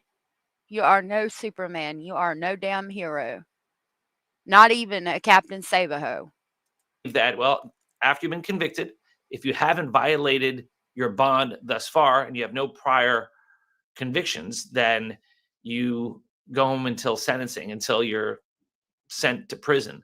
And then there's the issue of a supersedious bond on appeal. So it's not clear to me whether the individual, the defendant here, was allowed out pending the sentencing or pending appeal.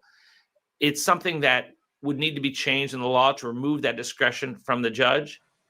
I'm not making a decision one way or the other, but in Look. hindsight, clearly it was the wrong decision because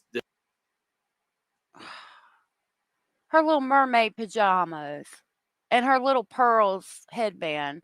Like, she looks like she's very well, I mean, taken care of. Like, she looks clean. She looks like she's taken care of. Her little hair's fixed. She's got her little outfits. Man, God almighty. this individual allegedly committed this horrific crime. And if he was already under investigation for sexually abusing Beach Bum. Missy, then hopefully the judge had that information and made the decision then. It would have been, I mean, that's the other question. Did the judge know that he was under investigation for sexually abusing Missy? You would hope that the system would Look at her, a little sassy. work, that information would have been given to the judge. And if the judge still made the decision after that information, then I do think that it's fair game for criticism. Right. And we know that the judge cited a lack of violent criminal history. That is why she allowed him to still be out.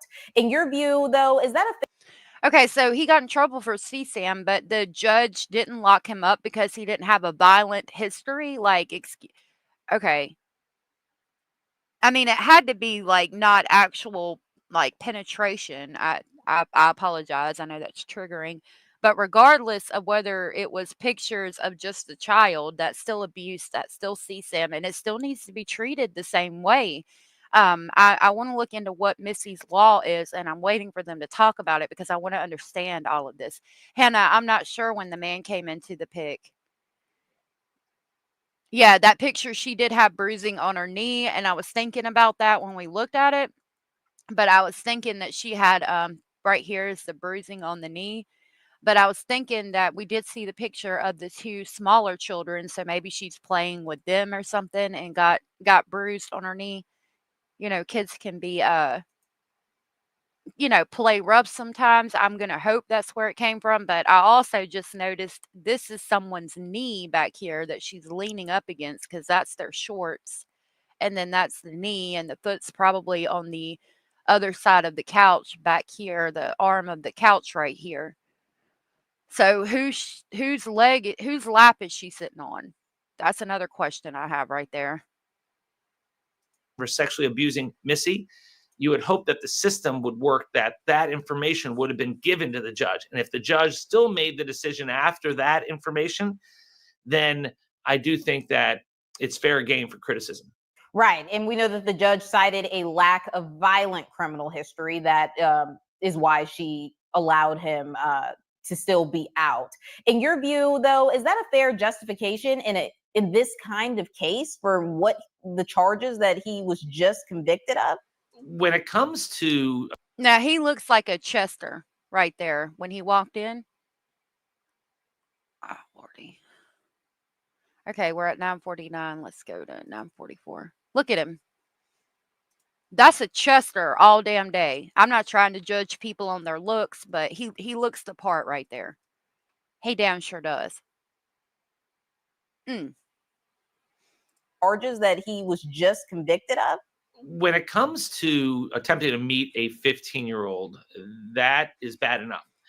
Yes. But what would speech keep bum. someone incarcerated pending their appeals, or at least before they're even sentenced, to get what's called remanded into custody would be something that's violent. Like if you have a violent criminal, you don't want to send that person home to their family or to be free before they're going to prison, because that person clearly is a threat to the community.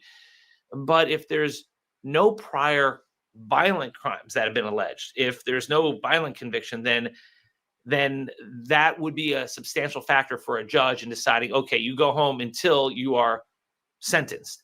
Now, to me, the biggest question is, did the judge know that this individual was under investigation for sexually abusing his stepdaughter, Missy? I'm going to hope that she didn't, because I'm going to hope that she wouldn't have let him out if she knew he was under those charges. And if she still had to let him out for whatever reason, I would hope that it would have been mandatory that he was not allowed to be at the house or within, 500 miles of the child. And if that were the case, then I think the court should not have let this defendant back into the home with this vulnerable child who was allegedly being sexually abused by this defendant. The question is, did the judge know about that? Right. That is a great question. Answers that we're definitely looking forward to hearing. But regardless, since he was convicted, found guilty by a jury. It says, can we go back to this? Can we go back to here, please? I miss this us.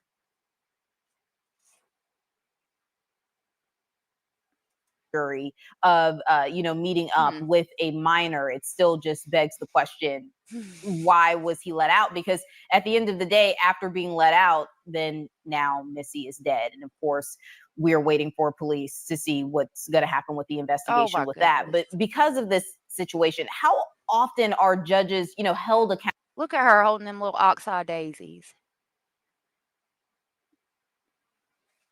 Accountable for decisions that result her little sandals. She's so cute. In harm. Could the judge be held under any type of fire? Unless the judge acted unethically or did something in violation of the law, the judge won't receive a sanction from the Judicial Qualification Commission. The sanction would be at election time, because the judge stands for re-election in Florida, the state court judge. And so that's where it could come back to hurt her, because that will be used against her when she runs again. The governor could try to suspend her, but that's really a non-starter. This attorney general was the governor's lawyer and now was appointed attorney general. He's a young first-time attorney general, and he's not. So I'm thinking that one of those babies is his, looking at this picture, because if you look closely, they both have their hands like kind of like a heart on her belly. So I'm thinking these are pictures like where they're putting a heart around the baby. So I'm thinking that maybe she is pregnant or gave birth to his child. Not been elected yet, so he is running for re-election. So he wants to make this an issue, and I get it.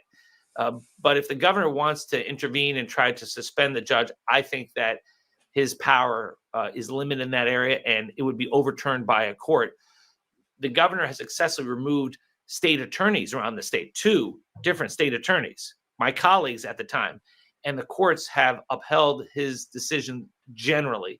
But it's different when you try to remove a judge because you disagree with the judge's ruling. The accountability that would happen would be at election time. Well, the attorney general is proposing Missy's law. Would that close a loophole or create unintended consequences, in your opinion? Well, it depends what the details are in Missy's law.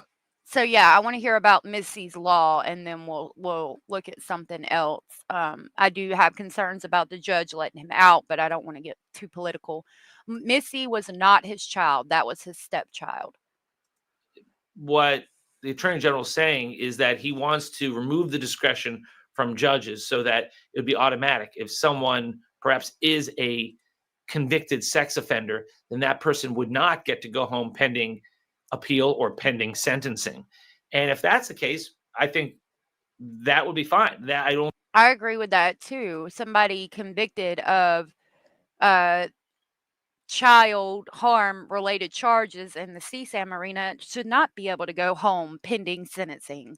Absolutely not. I hope they do make that. I hope they do make Missy's Law. Hey, Content, good to see you. I think there'd be any gray area there. If you are convicted of this crime, you don't get the presumption of release. You don't get any release. You go right in.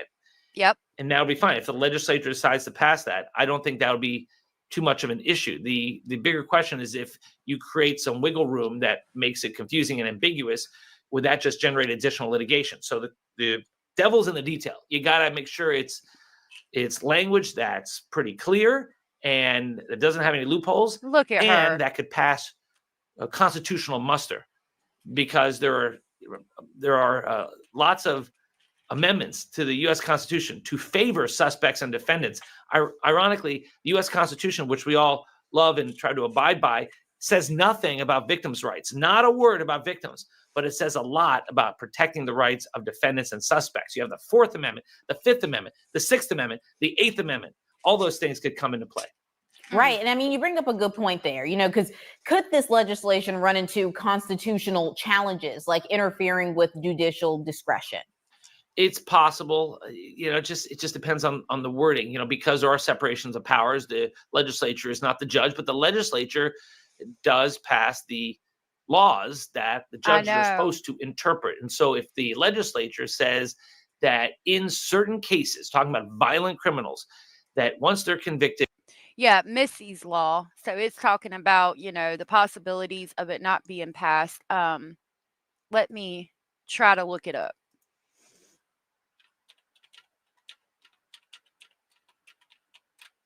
So I can give y'all the accurate definition. Missy's Law in Florida is named after a 5-year-old girl who was allegedly homicided by her stepfather after he was found guilty of traveling to meet a 15-year-old in a child sex sting operation. See news about Missy's Law in Florida. Proposes Missy's Law. Florida Attorney General James Utmeyer is proposing a new law named after 5-year-old Missy Mogul.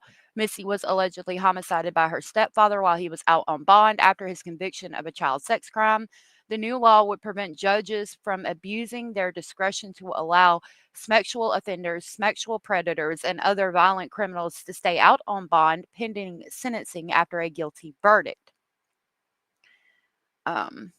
What is Missy's Law?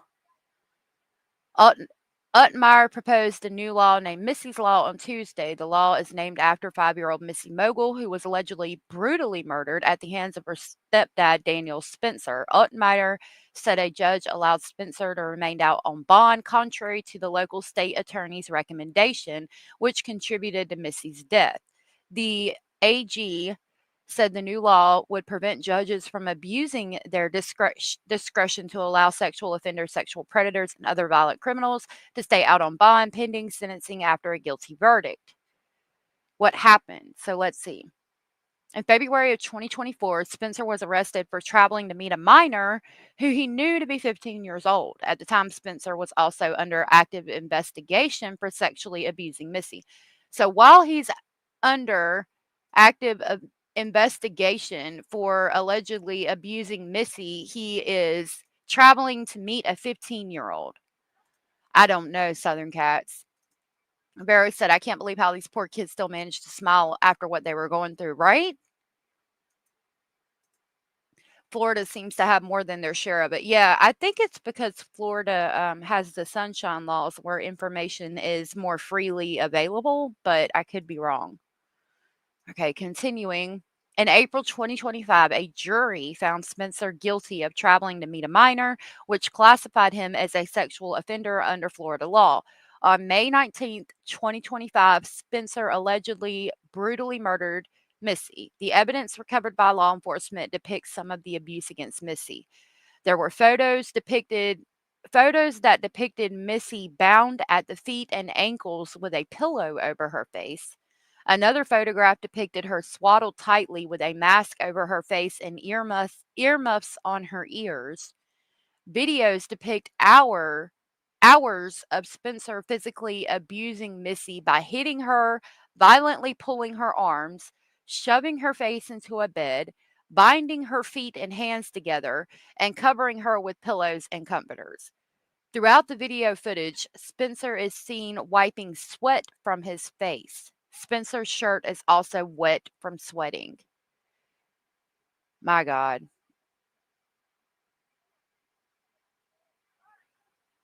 My God. Oh, that's hard. That's hard. Jesus. My God. You know what? We're going to go to something a little more heartwarming that I did have in here real quick because I need I need a minute.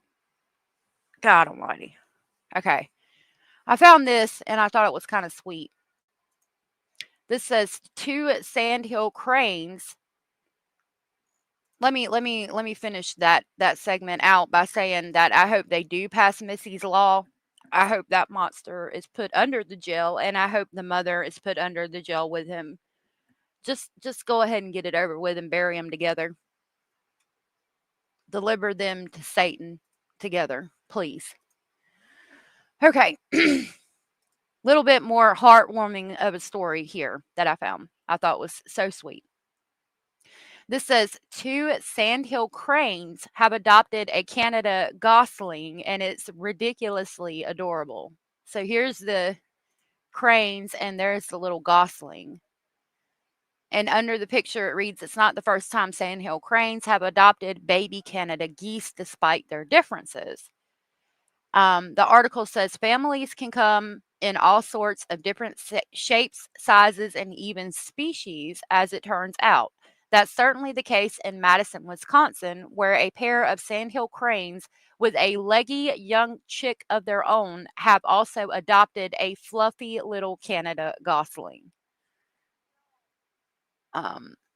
If that sounds pretty darn adorable, we can confirm that yes, it is. Clearly, lots of other people think so too, with a whole bunch of birders reportedly having headed to get a look at the feathered interspecies family since they were first spotted back in May.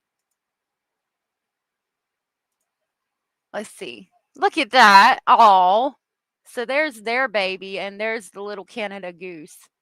Look at that. How precious.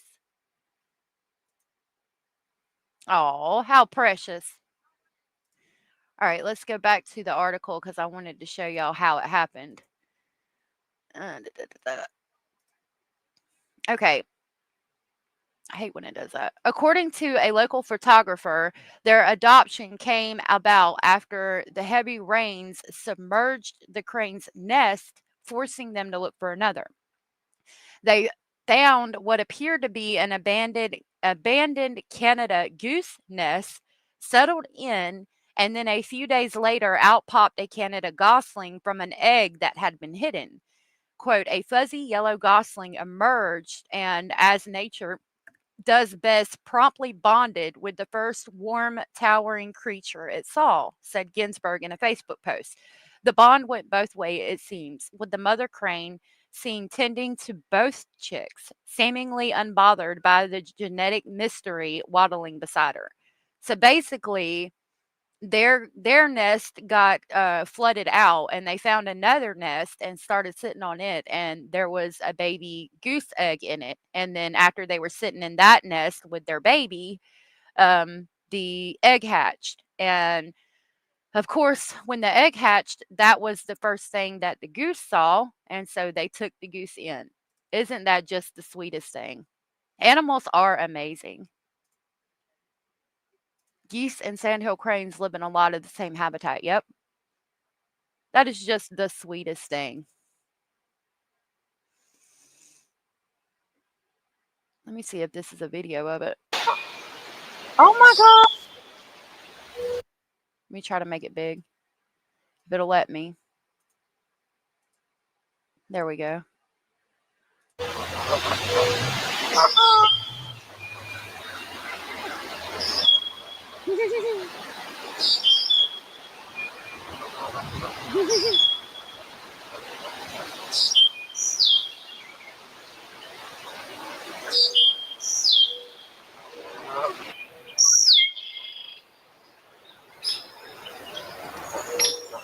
There's their baby. Aw.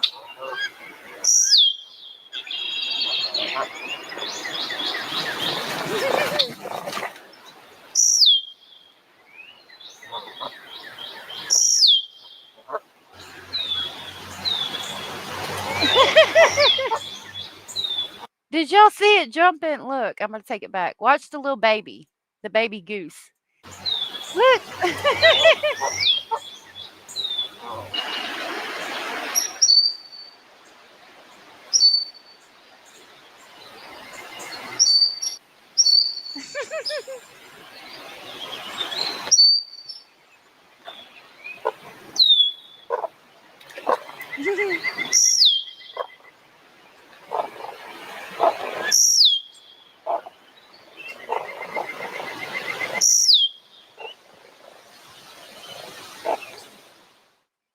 That was so cute.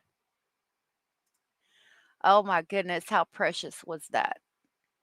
Yep, exercising the wings. She looks like your side of the family, said Mr. Crane in 2025. Happy and loved, exactly. It looked like he was trying to jump so it could have the long legs like everybody else in the family. That was adorable. All right, so let's talk about Travis Decker. So, we've been getting reports, right, that they said Travis Decker could possibly be deceased and they're sending cadaver dogs out after Travis. And then I think Abella sent me both of these articles. Daddy Crane got some questions for Mama, no doubt. um, this one says after 1 month search, dad accused of killing 3 kids could still be alive, expert says. So, like, is he presumed deceased? Is he alive? We don't know. Like, what's going on here? I guess nobody knows. It reads, it's been nearly a month since Travis Decker went on the run after allegedly killing his 3 young daughters near a Washington state campground, and at least one expert told ABC News he believes the fugitive father is likely still alive and will eventually surface. That tells us that he had a planned visitation. The girls were found deceased near his vehicle. Nearly 1 month later, the manhunt for Decker, an Army veteran, continues. On Monday, officials say there is no certain evidence that Decker remains alive or in the surrounding area after seemingly strong early leads gave way to less convincing proofs over the last 2 weeks of searching. Quote, we can't and won't quit this search, Catius County Sheriff Myers said in a statement. Peyton, Evelyn, and Olivia Decker deserve justice. Decker remains a danger to the public as long as he's at large. But Todd McGee, a law enforcement and security analyst and former Massachusetts state trooper, told ABC News he believes Decker is alive, especially since canines have not picked up any type of cadaver or any type of presence of a deceased body. Canines are trained to look for cadavers and sniff for those types of odors, and he still may be on the move, McGee told ABC News. McGee said he believes Decker may have slipped out of the U.S., escalating the search into an international manhunt. An affidavit previously related to Decker's Google searches leading up to the homicides included how does a person move to Canada, how to relocate to Canada. Decker has likely been able to evade from law enforcement for so long due to his military training, which allows him to navigate with limited resources in the wilderness, McGee said. Chelan County Sheriff Mike Morrison previously said Decker's father revealed that his son had been known to go out and live off the grid for up to 2.5 months.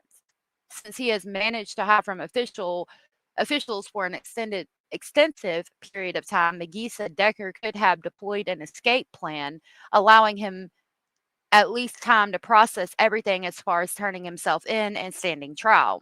McGee said Decker will likely leverage every bit of his military experience, but said he still believes he will eventually surface. Quote, he'll eventually have to surface through seeking shelter, seeking food, nutrition, Those types of things will require him to come out of hiding and, to some degree, expose himself to the general public, McGee said. Regardless of where Decker may be, McGee said he is confident the search efforts will lead to some form of closure. Quote, I am confident that something should reveal itself as far as a resolution as to where his existence is, and hopefully a capture and an arrest, McGee told ABC News. And that just continues to go over the girl's homicide. You think he's in Mexico? Maybe. I mean, it's I don't think that he would have done those how to get to Canada searches knowing that the police were going to pull that if he planned the homicide. Pandora, no, those were not my babies. Those were babies that were adopted by two lovely Crane parents. They found the nest and a baby popped out. It was an abandoned Canada goose nest, and their nest got flooded, and so they sat on the goose nest, and then a little while later, the baby goose popped out. I doubt he has a firearm. He probably found that bullet casing and left it there to throw them off, thinking he was armed. Possibly. I still question the two bloody handprints on the trunk of the vehicle, on the tailgate. I'm sorry. Goslings. Yep. Why aren't they called Geeslins? Good question. Mexico is a long way from Washington. More chances of being seen. That's true. But if he's easily, like, if he's a chameleon, some people are easy to, like, disguise themselves, and he seems like that type of person. I mean, he might could move through without being noticed. And if you think about the area, like, I'm sure there's lots of vacation property up there, maybe with a vehicle, somebody's vehicle could be missing and they might not even know. But then you think about the eggs that went missing out of the chicken coop, which I really do feel like is him. Gooselings, yeah. I think he could be in the most obvious places that have been overlooked. That's a good possibility, Tony, as well. Hey, Parabola. You're good. You be safe going to the store. His eyes do give him away. Gooselings, yeah. His eyes very much do give him away. All right, we have another one on Travis Decker that we'll talk about real quick.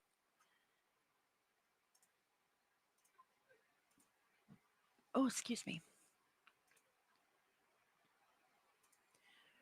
This one, Abellis also sent me. It says Travis Decker's ex-wife wants him found dead or alive, per her attorney. Decker may have killed daughters during parental visit. Manhunt intensified this month in Washington state. Police now suggesting Decker, 32, may not be alive. Oh my gosh, with the ads. Okay. Travis Decker's ex-wife hopes he'll be found dead or alive as authorities in Washington state signal doubt the Army veteran is still living after allegedly murdering his 3 young daughters.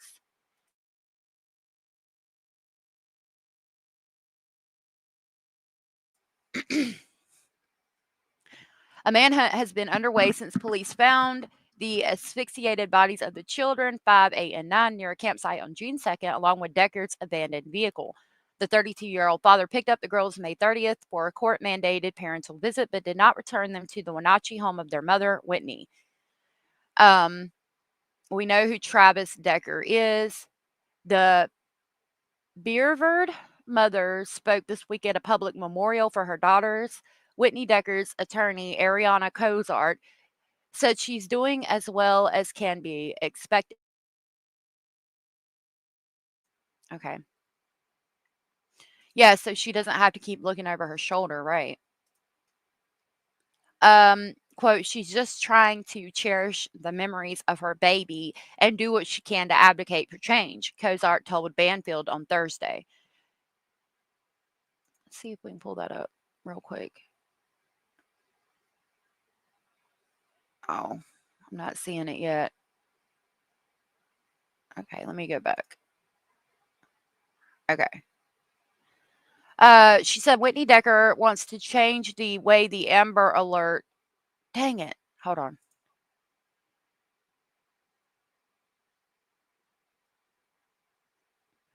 She said Whitney Decker There we go. We're going to watch this real quick so I don't have to talk as much. Washington State can Go. not and will not stop looking for the father that they think murdered his 3 young daughters and took off into the woods over 3 weeks ago. But just because Travis Decker hasn't been caught doesn't mean he's still on the run. It could also mean that Travis Decker is dead. And by the looks of the way the search teams shifted their tactics, it is starting to look that way. In a Facebook post on Tuesday, County Sheriff said, and I quote, "There is no certain evidence that Decker remains alive or in this area." Blue Jay said she needs to feel safe right now, and she's living like stepping on eggshells. She's scared. Yeah. Abella said, can't believe he actually unalived all 3, one after another, without stopping after trying the first child. Piece of shit. Yep. I don't know what's going on with this man.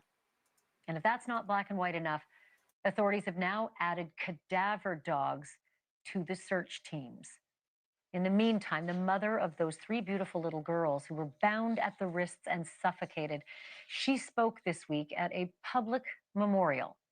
Whitney Decker had been required by the court to let her ex take their daughters for a daytime visit, a visit from which they did not return. Here's Whitney memorializing Peyton, Evelyn, and Olivia. At night, during their bedtime routine, I would ask them what 3 feelings they felt during that day. No feeling too big or too small, and what was going on when they felt those feelings. For Peyton, she always had more than 3, consistently eager to tell me about every minute of her day. I think they said it was animal blood and male DNA, but that's all I've heard. You would think he would think about it and stop after starting. Right. Like, and to do it not once, not twice, but 3 times. Yeah. Horrible. She was always interrupting her sisters to make sure I knew every single one. For Ev, we would talk about her feelings one-on-one, right at bedtime, because she wasn't always ready to share them with her sisters. And for Olivia, we were still working on how to describe all of her feelings, but beyond a shadow of a doubt, one was always happy. Even when I tried to avoid telling my feelings, which is so easy to do as an adult, I feel like, the girls, one of them would always say, "Wait, Mom, you didn't tell me what yours were." Yep. And make sure that I too would tell them what my 3 feelings were. I'm so thankful for the time that I had with the girls. And how the 3 feelings allowed us to connect. I did not hear about that, Blue Jay. Blue Jay said, did you hear about before one of the daughters was found with a bathrobe choking her and he made her pass out? So it looks like he tried to do this before her mom found her. That was in 2024. I did not hear that. And I've read through the documents. Do you know where you found it? Because I would like to read more about that. When the world slowed down. His I am mom. joined now by Ariana Kozart. She's Whitney Decker's attorney. That is so hard to watch, Ariana. How is Whitney holding up? She's holding up okay. I think better than anyone could ever be expected to hold up under this situation. She is surrounded by friends and very strong family support, as well as family support by Travis's family. And she's just trying to cherish the memories of her babies. So I'm not finding anything about his mother speaking, just Whitney speaking. I wrote Travis Decker's mom speaks, and I'm not seeing anything about his mother speaking at all. So I don't know. I will look for it because that's interesting. But I can't verify it at the moment. If you know where you got it from, let me know. And do what she can to advocate for change. Now, I'll tell you, you have to be careful.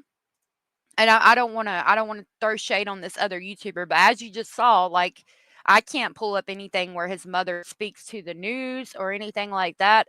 A lot of times on YouTube channels, they they put out stuff that's not necessarily true, because the more people come and click on your videos, they make news. They make money, and it's actually sinking your channel into the ground. I'll never understand why people do that, but like, as you just saw, there's nothing saying that his mom has spoke to anybody. So, like, if that's the only YouTuber that has it, I would be very careful.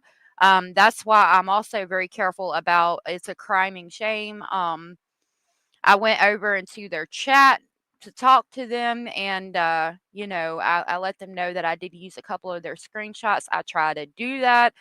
The girl, like, completely ignored me, so I figured I had upset her in some way, shape, or form, so I try not to use their stuff anymore. Plus, I saw some things that I just personally didn't agree with.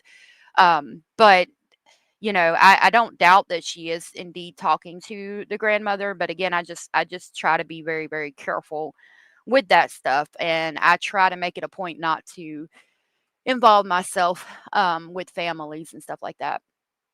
One of the girls' fingers was hurt. She told Whitney. Travis didn't tell Whitney. Right, but yeah, if it was reported, then I should be able to pull it up. Like, if you know where it could be found that it was reported, I'll pull it up. And I'm not saying that they are lying. Maybe they do have information. I don't know. I make it a point not to talk to family. And some people do, and that's okay. And they get information that I might not have, which, teach their own. I just, you know what I mean?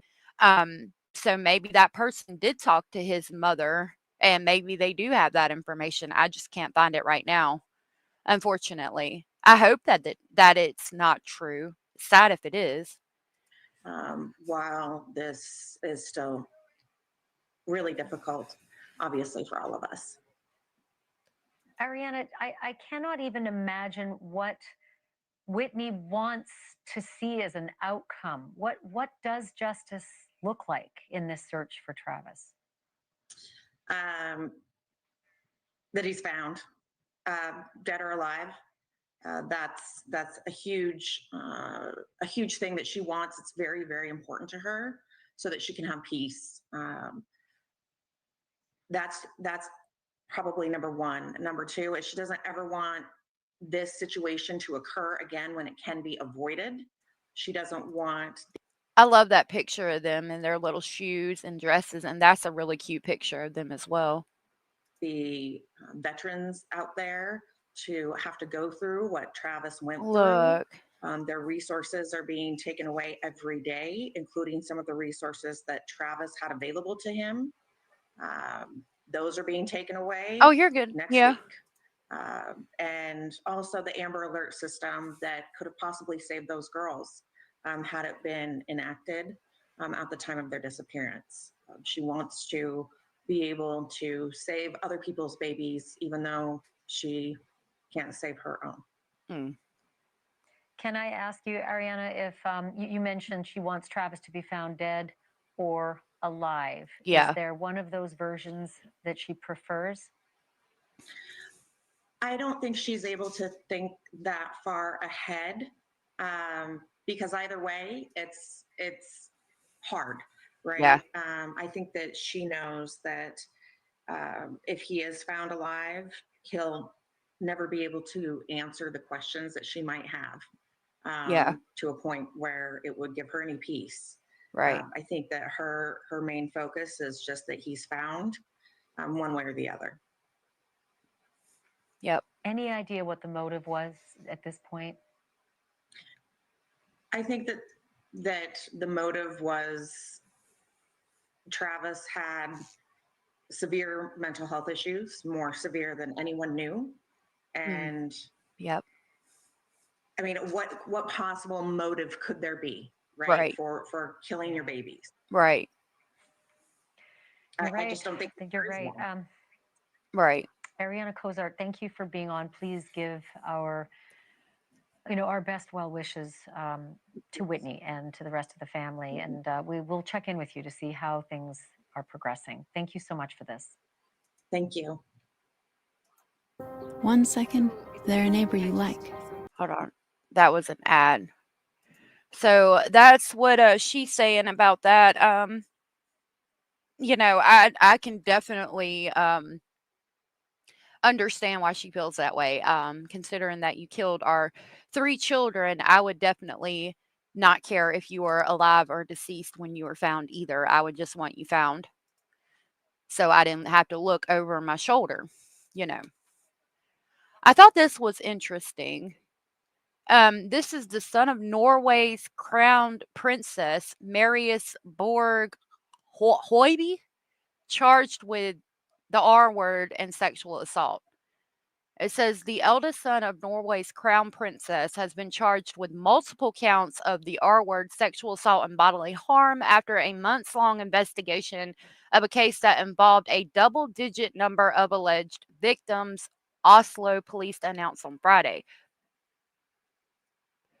Marius Borg Holby, the son of Crown Princess Met Marriott and stepson of the heir to the throne, Crown Prince Haakon, has been under scrutiny since he was repeatedly arrested in 2024 amid allegations of the R word on preliminary charges of bodily harm and criminal damage. Oslo police attorney said Holswick was cooperative during police questioning. He said evidence in the case was drawn from sources including text messages, witness testimony, and police searches. And there is a picture of the young prince himself. I'm doing okay. I got a couple more I got one more that I know I'm going to read to you guys. He's 28 years old. He was born from a relationship before Met Marriott's 2001 marriage to Haakon. He was raised alongside his step siblings, Princess Ingrid Alexandria, who is 21, Prince Serv Mangus, who is 19, but has no official public role. According to Holby's defense attorney, his client previously lived with the royal family, but now lives in a separate house nearby. The charges against him include 1 case of the R word involving intercourse and 2 cases of the R word without intercourse. Okay, I don't understand how you get charged with the R word without intercourse. But okay. 4 cases of sexual assault and 2 cases of bodily harm. Korotsky said at a news conference, I cannot go into further detail about the number of victims in the case beyond confirming that it is a double-digit number. He told the Associated Press in an email that the prince was absolutely taking the accusations very seriously, but doesn't acknowledge any wrongdoing in most of the cases, especially the cases regarding sexual abuse and violence. The royal police did not immediately respond to an emailed request from the AP seeking a comment. He remains free pending a possible trial and is entitled to a presumption of innocence until a court rules otherwise. I found that interesting. I was hoping Anders was going to be here. Oh my God. Oh, okay. Hey, Amanda. Really, I'm so sorry. That's horrible. I'm so sorry.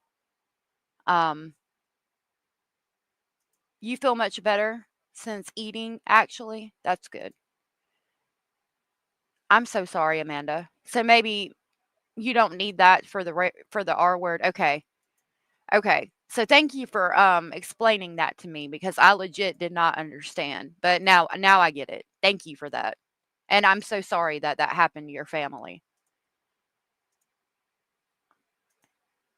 God, I'm so sorry. That's horrible. I also wanted to show y'all this I found interesting. Yes, prayers for that. I'm so sorry. So Osceola County opened a new trail connecting Kissimmee to St. Cloud. Why are we doing that? That's the 2 places Stephen Stearns went. What the hell's going on here? What? Excuse me, what? So evidently now there is a trail connecting Kissimmee to St. Cloud. I thought they were like way far apart, but evidently it's a 1.47 mile multi-use path. So evidently they're really close. It says Osceola County officials held a ribbon cutting ceremony Thursday morning to celebrate the grand opening of the Kissimmee St. Cloud Connector Trail, a 1.47-mile multi-use path aimed at improving access and safety for pedestrians and cyclists. Located just off Brown Chapel Road in St. Cloud, the trail links existing paths along paths. Oh my God, paths. Y'all, I'm so frustrated. Along Neptune Road to the Fortune Lakeshore Trail and passes under the busy U.S. Highway 192 overpass in an area county leaders say needed safer, more accessible infrastructure.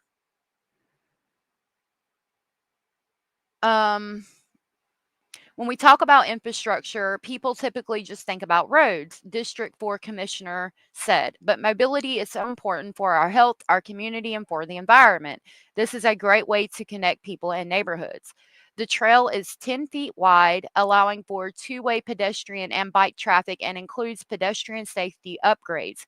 It is the latest piece of Osceola County 200-mile master trail plan, which envisions a regional network of connected pathways across the county and beyond.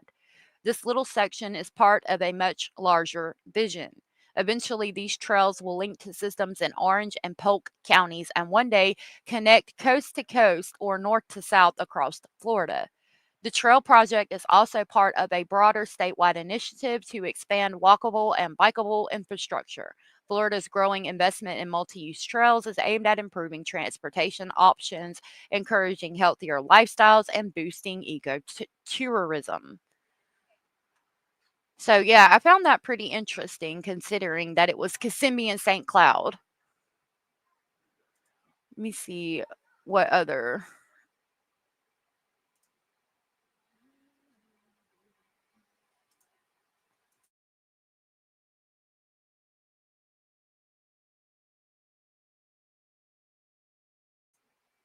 Okay, let's see if we got another video before I go for the day, and I'll also check and see if there's any more articles that I felt were really important. Oh, I did want to show y'all this. A 27-year-old Mumbai influencer Anvi Kamdar died after falling into a 300-feet gorge near the popular Kumbhe waterfall in Mangaon in Maharashtra's Raigad district. The incident occurred on Tuesday while Kamdar was on a monsoon outing with 7 friends. Kamdar, who stayed in Mumbai, was on a trip to the waterfall with 7 friends on July 16th. The outing turned tragic around 10:30 a.m. when she slipped and fell into a gorge while recording a video. That's so sad. She's so pretty. Like, of all the places in the world to visit, I hope that one day I can go to India. I love India, like the colors, the architect, like the old buildings and things like that. I love it. That's really sad though. Known as the Global Journal on Instagram, Kamdar had over 2 lakh followers and shared content on travel, luxury, discoveries, cafes, itineraries, tips, and personal experiences. Her bio indicated she was a chartered accountant and had previously worked at Deloitte. According to a police official from Mangaon police station, Kamdar had gone to the scenic waterfall with her friends during the rainy season. For more updates, keep watching the Indian Express. I thought that was really sad. I wanted to show y'all that.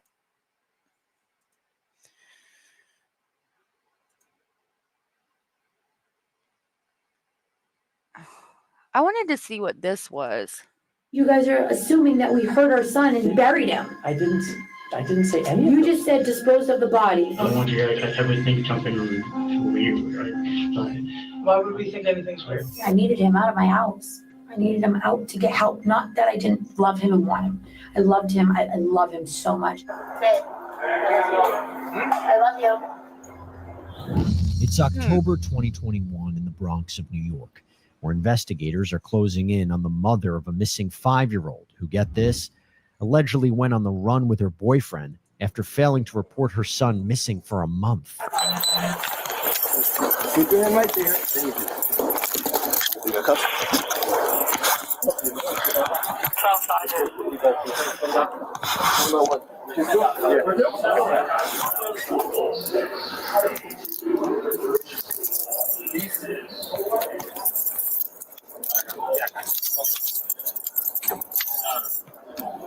Why are you guys bumping me now?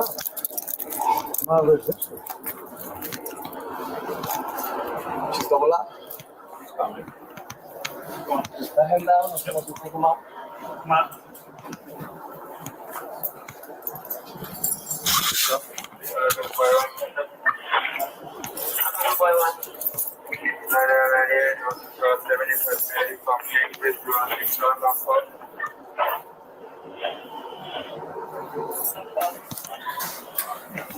What's your name? What's your name? Danielle. Danielle what? What's his name? What is it? What's his name? John what?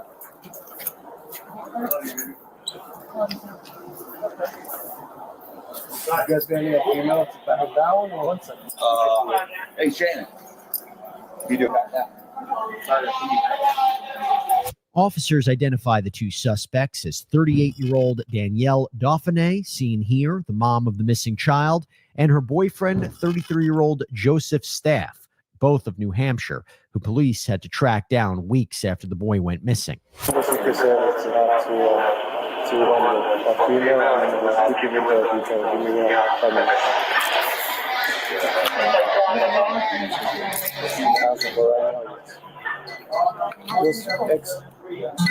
Name.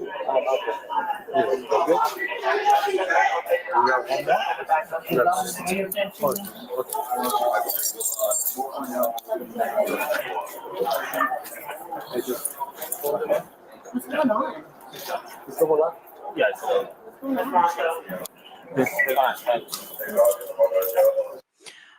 Sorry, I got an email. To the person who emailed me, I will email you back in just a few minutes. I just saw your email that was sent at 2:21. It does have beautiful architecture. Handcuffed in the subway, exactly. Like, I didn't know about this case, and I was kinda interested in seeing what it was about. So, I thought we would talk about it, see what they said. But it's concerning because it says buried in a park as mom's sinister secrets unravel. Hello,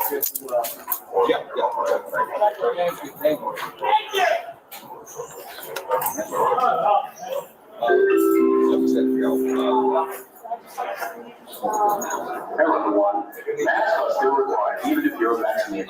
Mask up and stay safe in New York.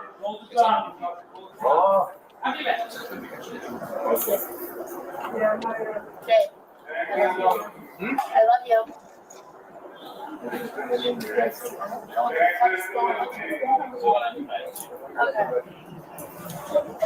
I feel like she's looking at him and saying, "I love you," so that he doesn't turn on her and tell about the baby that's buried. Abellis, that's really cool.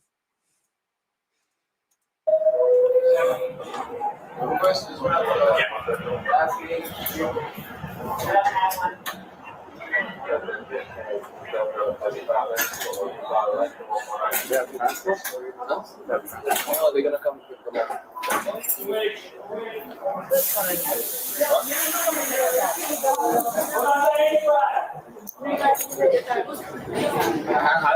Whatever he said, I have no idea. Who's this? Can I give her a kiss? No. Okay.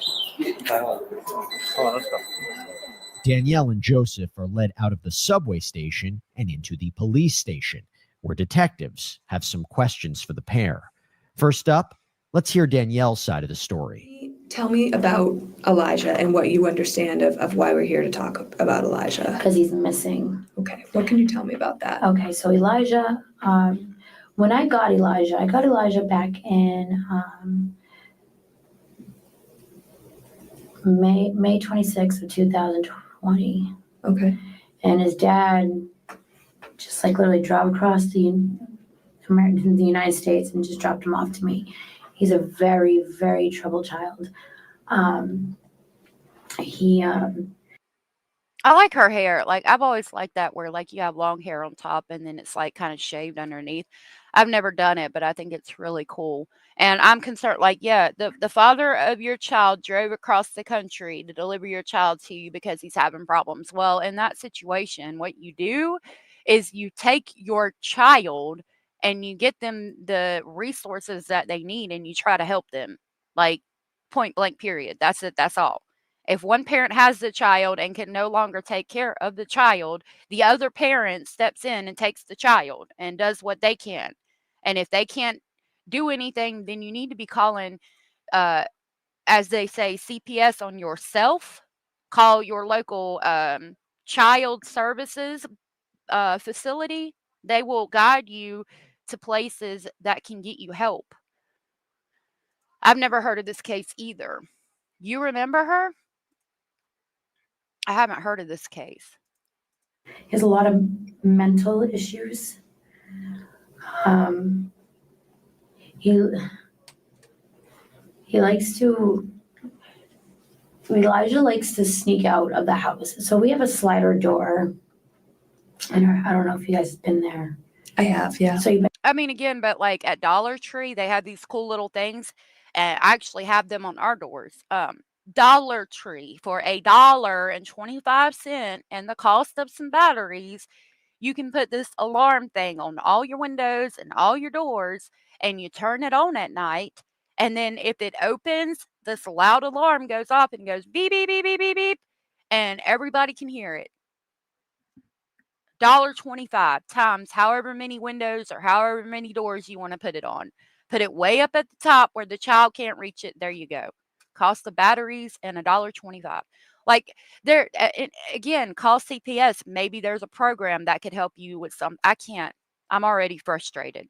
Into my house. So have you felt the slider door, the wiggly handle? I didn't touch the handle. Okay, no. so the slider door doesn't lock, doesn't latch. He likes to sneak out while we sleep. He wanders while we sleep. He's a wandering little boy. So he's done that so many times. We would wake up and we'll find him. He'll come back in. He'll wake up, come back in, whatever. Well, Joe and I started using drugs again. We were in active addiction. Hey, I want to thank Upside for sponsoring this body cam. Upside is I was looking for it to show you. But look, like right here, there's a whole bunch from Amazon for $18.99. They look like that. Trying to find specifically the Dollar Tree one. There it is right there. Boom. You put one side on the door and these two pieces right here have to be together. And you turn a little switch on the bottom and you put some batteries in it. And then you can put it on the sliding glass door at the top or whatever.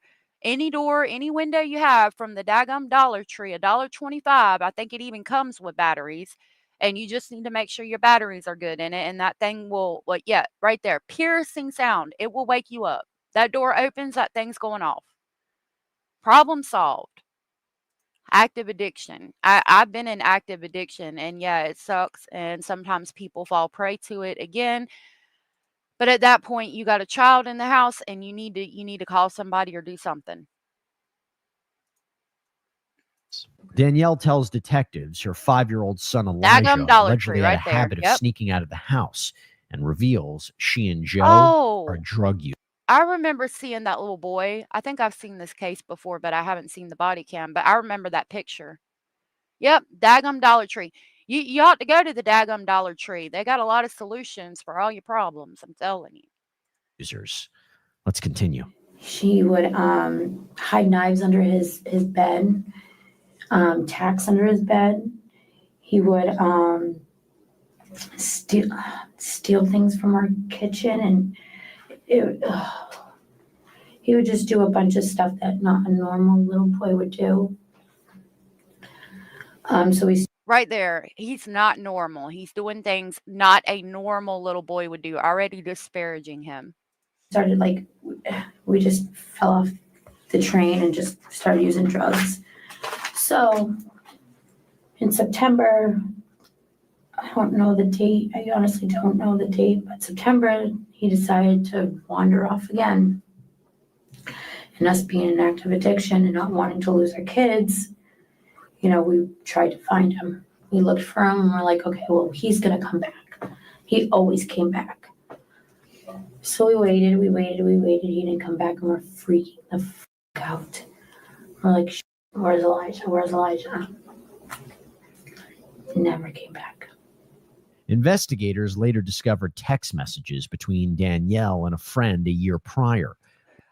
Okay, excuse me, what? I don't care if you are in active addiction. That is your fucking child. Like, why are you not reporting that your child is missing? What the fuck? Like, it already does not make sense. And most of the time, if it does not make sense, it's because it's not the truth. Where she referred to the 5-year-old as, quote, the next Ted Bundy Oh, and Jeffrey Jesus. Dahmer, and said, quote, I want him gone. I can't handle it anymore. If you feel like your child is related to that, you need to, number one, get some therapy, and number two, look at yourself, because a child that young that you feel like can be in any way, shape, or form related to that is something that you're doing wrong. What are you doing? What am I doing wrong as a parent to make my child exhibit these tendencies, do these things? Take the knives from the kitchen. Like, what do I need to do better as a parent? The answer is not go seek substances and get on drugs and ignore the child. Stop it.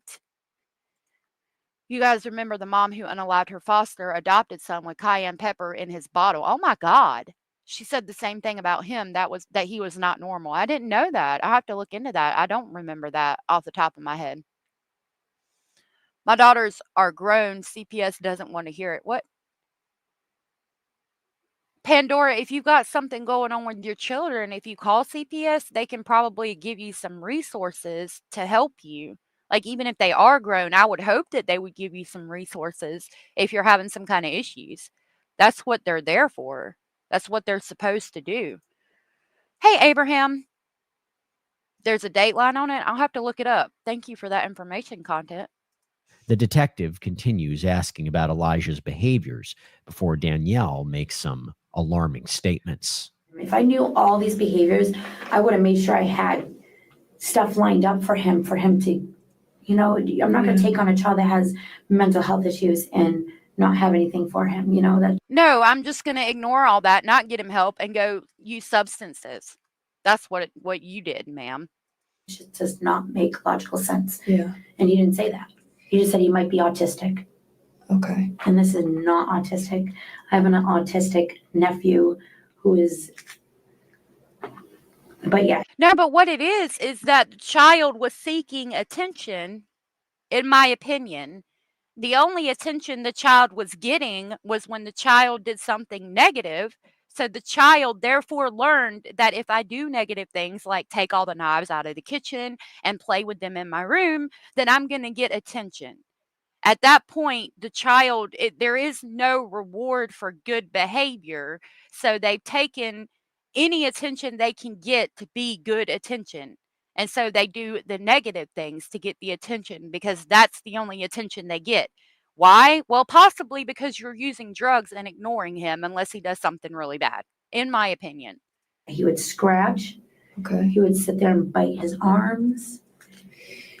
He would, what else did he do? He would like slap him in his, like do weird stuff. Like I just didn't like, I couldn't. Because that's the only time you gave him attention was when he did this quote unquote weird stuff. So he continued to do it because you didn't give him attention otherwise, in my opinion. I needed him out of my house. I needed him out to get help. Not that I didn't love him and want him. I loved him. I love him so much. I just needed him to get help. And I was just watching him suffer and I couldn't do anything. You know what I mean? I couldn't do nothing. Did you catch that? Listen closely. I needed him out to get help. Not that I didn't love him and want him. I loved him. I love him so much. The same thing Stefan did when he said she thought of me, thinks of me as a stepdad. Past tense. Gets him every time. Not only did Danielle say she, quote, needed him out of her house, but briefly slips up saying she, quote, loved Elijah in the past tense before quickly correcting herself. Keep this in mind for later. The apartment's dark with the exception of the light from the TV. What's Joe doing at this Sleeping. point? Okay, did you wake him up? No.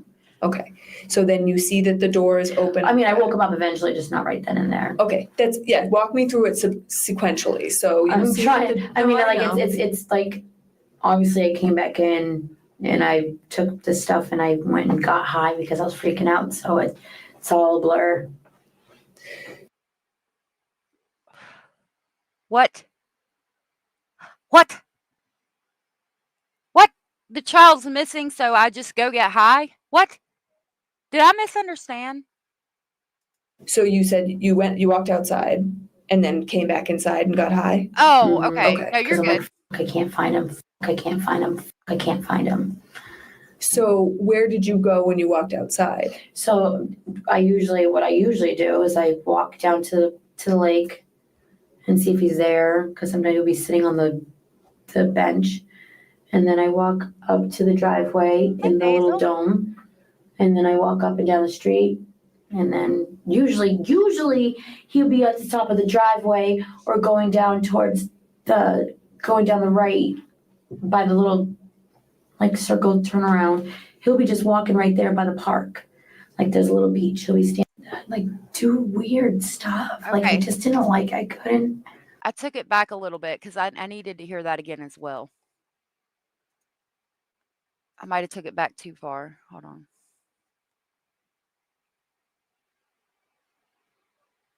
Okay. I couldn't. I needed him out of my house. I needed him out to get help. Not that I didn't love him and want him. I loved him. I love him so much. I just needed him to get help. And I was just watching him suffer and I couldn't do anything. You know what I mean? I couldn't do nothing. Did you catch that? Oh, listen closely. Hold on. I needed him out to get help. Not that I didn't love him and want him. With the exception of the light from the TV, what's Joe doing at this Sleeping. point? Okay, did you wake him up? No. Okay, so then you see that the door is open. I mean, I woke him up eventually, just not right then and there. Okay, walk me through it sequentially. So you I'm see trying. that I mean, like know. it's like obviously I came back in and I took the stuff and I went and got high because I was freaking out. So it's all a blur. Yeah, so the baby disappeared. She comes inside, gets the stuff, and goes and gets high. She won't look at him, and that's a good catch, Kathleen. She's not looking at them at all because she knows she's lying. So you said you walked outside and then came back inside and got high? Mm-hmm. Okay. Because I'm like, I can't find him. I can't find him. I can't find him. So where did you go when you walked outside? So what I usually do is I walk down to the lake and see if he's there, because sometimes he'll be sitting on the bench. And then I walk up to the driveway in the little dome. And then I walk up and down the street. And then usually he'll be at the top of the driveway or going down the right by the little like circle turnaround. He'll be just walking right there by the park. Like there's a little beach. He'll be standing like right there because he doesn't know where to go. But he wasn't there. So I'm like, I had no idea what to do. And I just. So you said you. Now she's covering her mouth. She's withdrawing into herself to hide herself. Hey, Michelle, good to see you. Not telling them what she did, but what she usually did. Yep. Really? Mercedes? That's messed up. Yeah, how often does this happen, for the love of God? Because you know how kids go out and sit on a bench and reflect on the day. Right, Abraham? Exactly. Have you noticed how substance users have a similar way? They tend to look at you from the side and scrunch up their face. It's a weird tick or something. Maybe. I don't know. They feel maybe guilt makes them do that. I don't know. You walked to the beach, to the bench. I walked to the driveway and I looked. I looked up. Yep. I didn't walk up yet. Okay. I just looked. But usually I would just walk. But he wasn't there. As I turned around, came back in, and I woke Joe up and I said, Elijah's gone. So did you get high before or after you woke Joe up? I got after. Okay, so you woke Joe up and you said Elijah's gone. And what did he do? He was like, what the fuck again? I'm like, yep. I'm like, but this time I can't find him. I was like, I don't know what to do. I'm freaking out. I was like, I need to do something. I need to do something. I need to calm down. I need to do something. Did Joe get high with you? Mm-hmm. And then what happened? And then we were just trying to think of what to do, where to find him. We've been looking for him every day.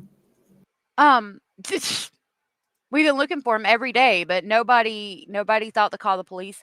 Michelle, I hope you have a good appointment with your client there. And thank you for dropping in again. Right, bad girl. Every day. So that night, though, in particular, after He had to go to work. So you get high, and then did Joe go outside to look for him that night? He went outside a little bit, yeah. Okay. Did you go back outside? No, I didn't. I stayed in with my daughter. Danielle tells her version of events before the detective dives deeper into the pair's alleged drug use. Okay. And during this day, how many times would you say that you used heroin? In this day? Yes. When I woke up, and then I probably would have used it in the afternoon, because when you're pregnant, you have to use a little. It's so fucked up. I'm only talking about it. Anyways, a few times during the day, and then at night I would use a few times because I would get sick quick. Okay. So he left at 7 a.m. And what did you do from there? Freaked out. Didn't know what to do. I don't know. I'm like, didn't want to lose my daughter, but I wanted to find my son, but I didn't want to lose my daughter. I didn't want to lose my son. I'm pregnant. My mind is going crazy. Why didn't you call the police?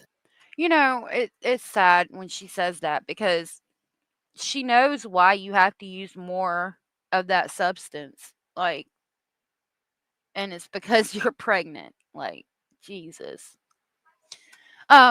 Joy, are you okay? Is everything going okay? I hope you're not getting blocked.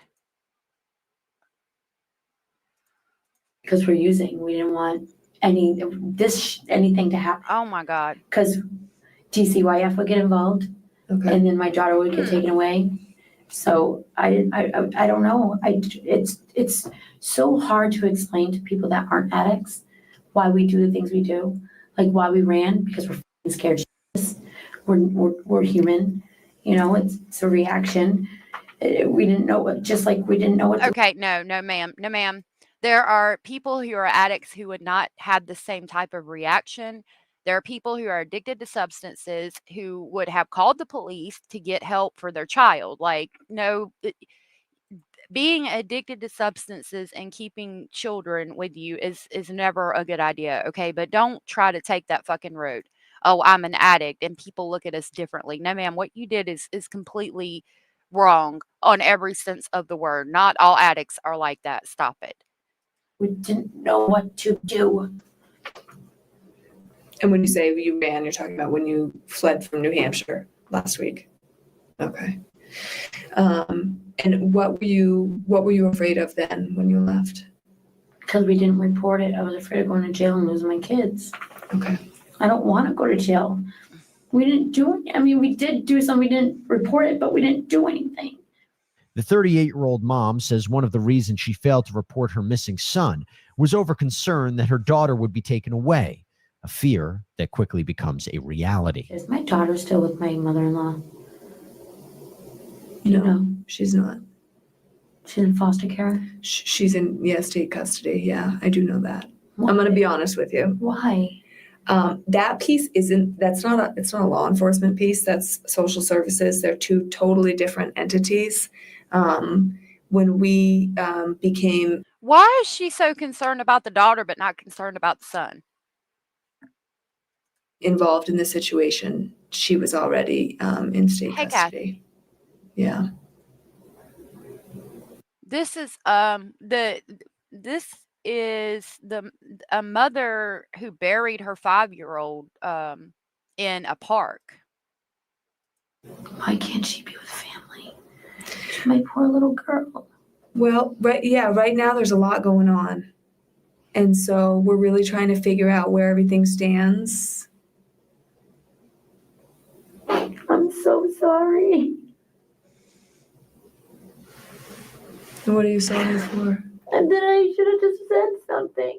Next, Danielle offers up some theories of her own to investigators. Oh my God. So we've been working around the clock since last Thursday with a massive team of investigators, the best investigators in the state and in all of New England, looking for your son. What tactics do you think that we should be employing, or where should we be looking for him? I don't know, but look. Where do you think he is?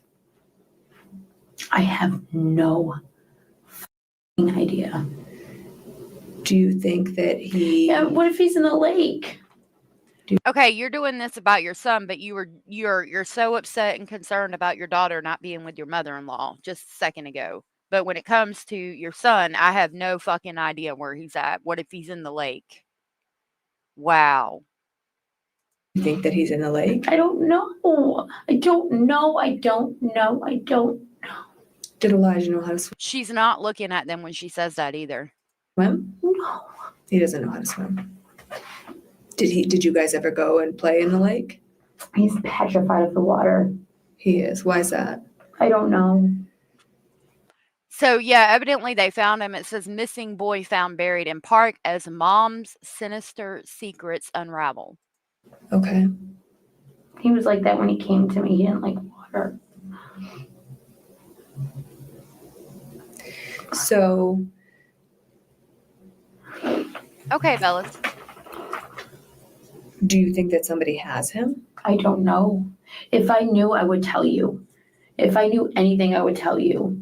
I have no fucking idea where he is. He's usually always standing by the beach, at the top of the driveway, or by the beach, because he wants to play in that area, because it's all kids stuff right there. I don't know. Like, my question is, did you take him to that area often to play? Did you ever do anything positive reinforcement with him, or is that why he did all the negative things? Because that's the only time you paid him any attention. Okay. I don't know. I don't know if he'll sit on the little swingy thing. But I don't know if he's sleepwalking. I don't know. I don't know. I can't tell. Now, did you ever have suspicions that he was sleepwalking? Well, yeah, because sometimes I'll find him just standing in the kitchen randomly. Just standing there. Or in the bathroom with the door shut, with the lights off, and I will walk in and like he would just be standing there. Like scary, freaky stuff. I don't know if it's sleepwalking, because you can talk when you're sleepwalking, right? I have no idea. I don't know. I mean, probably. I don't know. Okay. Danielle now tells investigators Elijah allegedly had a sleepwalking problem and repeatedly points to a nearby lake as a possibility of the boy's whereabouts. But detectives are quick to point out another glaring issue. My bonus son would do that. And one night he got up and opened the door, and there's like steps right outside the door. And that was when I started getting the alarms for the door. I think it was the next day, but he opened the door and he fell out the door, and that's how he woke up. And he talks in his sleep and does things like that. That was the very next day was when I got those alarms that I was talking about from Dollar Tree, because he had a problem with getting up and sleepwalking, and he would talk to you too. It was the weirdest thing. Poor baby fell out the door. I was like, oh my God, are you okay? Poor thing. But I don't think that this child had at all, like, I don't know. I wasn't there. I didn't see, but like, I think it's an excuse again.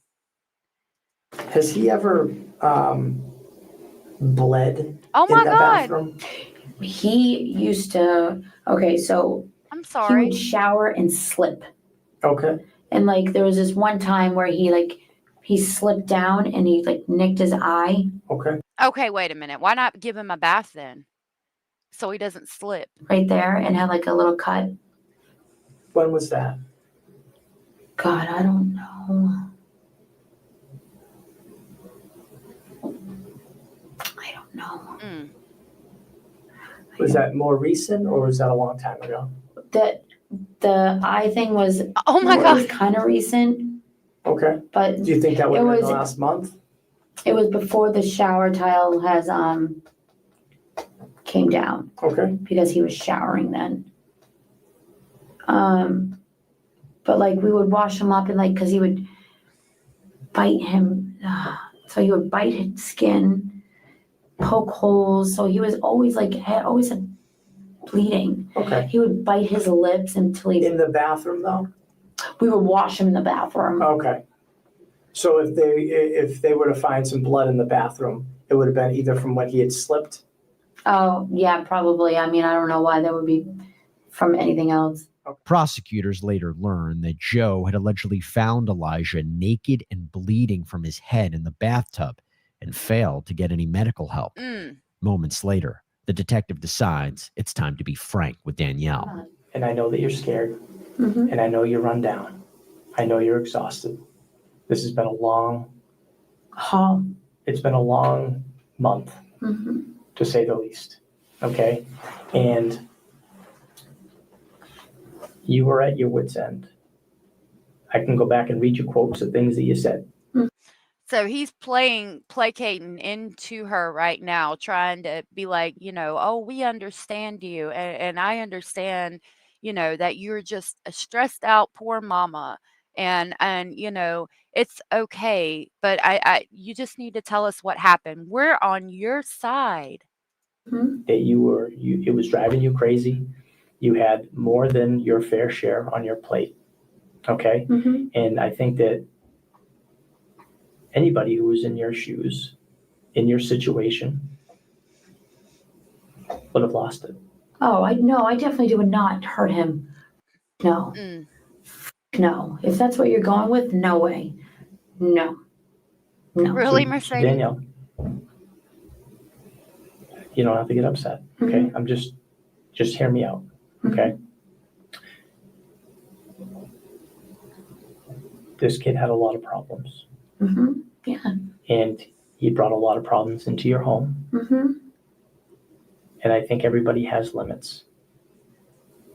I'm telling you the God honest truth. I did not do anything to hurt that little boy. I will swear on everything. That little boy, not my child, not my son, not Elijah, that little boy. No, I swear on everything. Okay. I swear on everything. I swear. Here's the thing. Things are going to start to unravel. Mm-hmm. Okay, and they already have. I mean, we found you pretty quickly. Do you think, in your heart of hearts, as a mom, that Eli is alive? Now probably not. Okay. I mean, a little boy. I'm praying. I'll be honest with you. I agree with you. I don't think that he's alive. I don't think that he's alive. I don't But know. what we want to do, even with all the problems that he has, even with all, Find him. Of course. But we do want to have a proper burial for him. That's crazy, Mercedes. Yeah, Abella said, I swear on everything, war and peace, but not the Bible. That little boy, just by the way she talks about him, she hated him, and it's so sad. It is. It is. Like, if she's feeling that way, she needs to seek help. She needs to call somebody and say, hey, I'm having issues. I have a little bit of hostility for my own child. Like, get some help. I need that dang meme that the kids always hold on, I want to pull it up now that I've talked about it. SHA.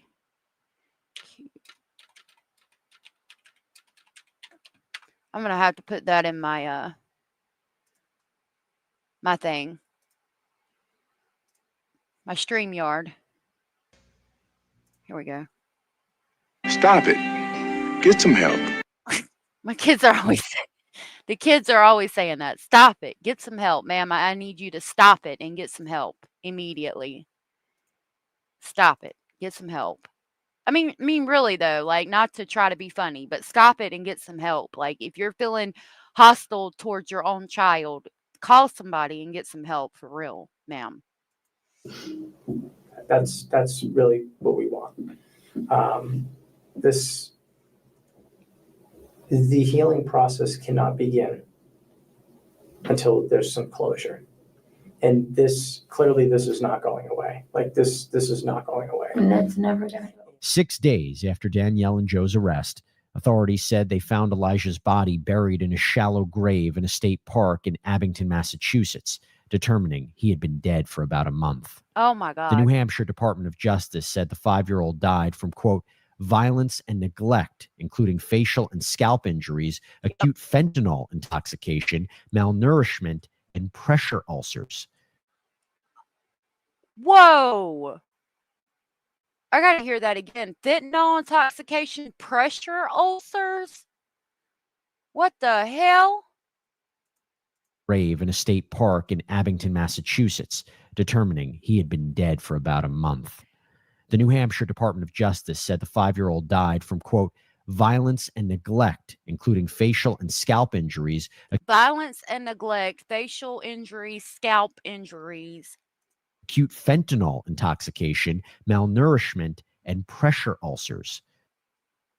So what did they hurt the child and like hurt his face and his head, gave him fentanyl for the pain, and then what? Like tied him down? Is that what caused the pressure ulcers? Not feet? What? Oh my God. Evidently, if he had fentanyl in his system, it is horrible, isn't it, Kathy? Jesus. Acute fentanyl intoxication. Yes, ma'am. That poor baby, I know. God almighty. Next, investigators interview Joe when some stark differences in the couple's stories become apparent. So this last time that Eli went missing, or Elijah went missing, when was that? The last time? Yeah. Early September. September? The beginning of September? It was towards the end of September. Like it was towards the end. Yeah. Towards the end. I wish I don't. See, the boyfriend early September and she's the end of September. When it's hard because we don't know dates. Like I don't pay attention to dates. Okay. Plus being in the house, not having to write a date down. You know, I don't know. I don't freaking know. Okay. So towards the end of September. Yeah. Okay. Okay. So you get up and you go into the kitchen to get a drink. And do you do that? Do you get a drink? Yep. Milk. Yeah. You got milk? Milk. Okay. And do you put it into like plastic cup, paper cup? Glass cup. Okay. So you have your drink of milk. And then what do you do next?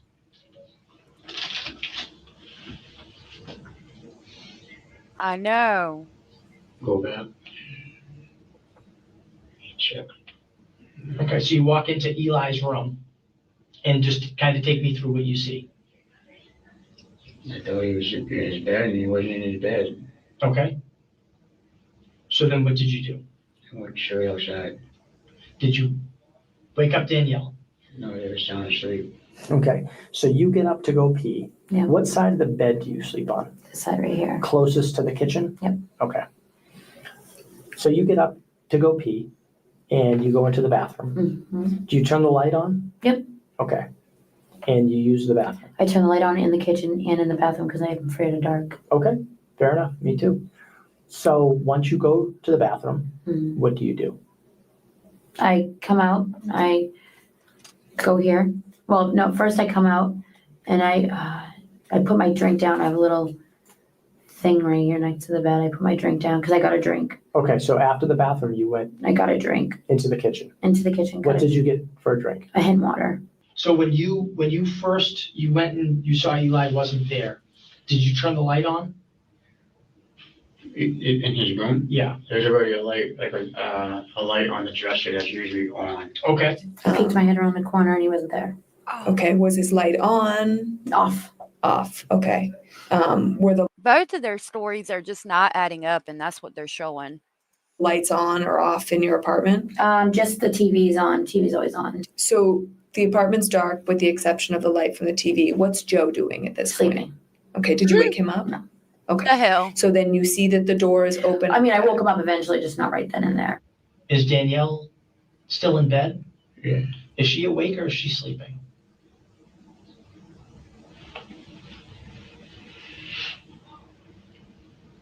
I don't know. I don't want her to like not be able to remember the same exact. We're gonna talk you to know what I her. mean? No, but Like, I don't want Here's- this to make you guys but think Joe, that Joe, we're not. Joe, here's the thing. Mashing up stories or something and shit. He seems like messed up right now. Throw you guys off. You know what No, I no, mean? I don't no. want you guys to ever think something weird, right? But why would we think anything's I weird? don't know. Detectives are quick to point out the differences in the couple's stories when Danielle's defenses heighten. But what I'm gonna tell you right now is what you've told us, and I just talked to Joe, is the exact opposite. Yep. As far as how this night went. And that's problematic. That's What do you mean it's the complete opposite? as far as what you told me and how you woke up and how you went into the bathroom and then you got a drink and then you went and saw that he wasn't there, that you two are not on the same page on that. That's what happened. No, but here's the thing. It's not what happened. And that's okay. I'm not mad about it. I'm not gonna get upset. I'm not gonna sit here and yell. I'm not making it up though. He is, that's exactly. But what I'm saying is you can't both be right. You know what I mean? And there's a lot of little indiscrepancies in that, and that's normal. There's no way that you could both be, you can talk and get on the same page with a lot of things, but things like this, when we don't stop digging, and that's when we find all the little inconsistencies, and that's okay. Hey Linda, it's good to see you. Yeah, I agree that they are demons. Enjoy your green bologna sandwiches. Exactly, Tom. That's okay. What I'm telling you is all of it is okay, but we need to find him. I don't know where he is. If I knew where he is, I would honestly tell you right now. Is that because Joe disposed of him? No. Did Joe bring him somewhere? No. Absolutely not. Yes, absolutely yes. That's that answer. Okay. Well, that's what I think. You know. Well, I would know that though, because I was with him and he did not do anything. Yep. And I don't disagree with you. I don't disagree with you. Linda, you get you some rest, sweetheart. But this is. I swear to God, I do no. Okay. If I knew he did that, I would f***ing tell you. I'm not saying that he did anything. I'm not saying that he hurt him. Well, you just said that did Joe dispose of his body? Mm-hmm. Absolutely not. I've been with him. Because what I'm saying is, whether it was accidental, whether it was to protect, whatever it was that led to it, I understand why you didn't want to call the police. No. Because of the other things. No, not happened. No, I'm not going to agree to that. No, because I know what happened. No, we did not hurt that little boy, and I do not appreciate you saying that we did.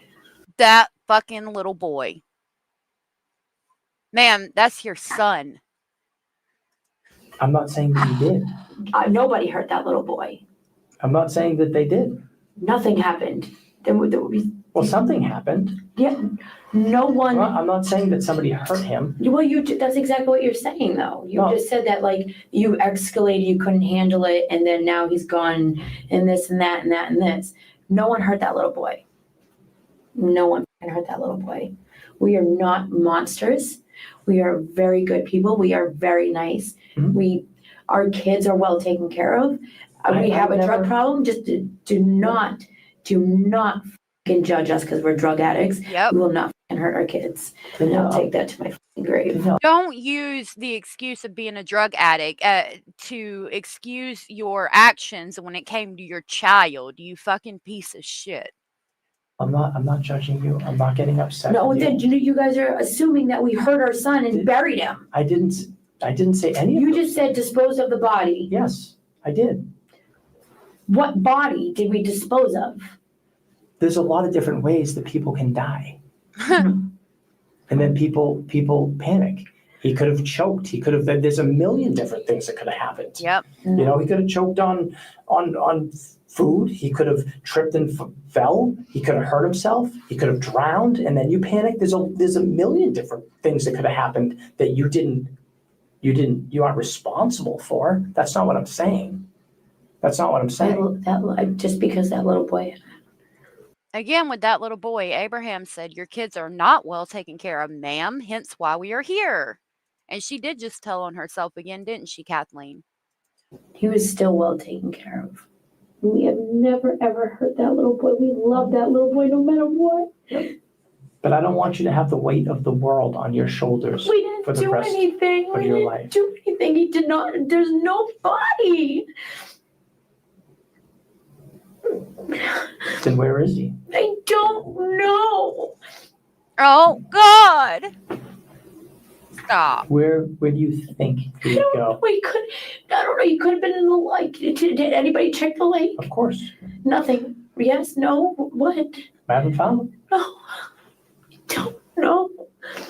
Danielle and Joe stick to their stories, but it's later revealed that 5-year-old Elijah was found dead in that shallow grave with fentanyl in his system after the New Hampshire mom allegedly recruited her boyfriend to help dump the body. Investigators estimate the child died between September 21st and September 24th, 2021.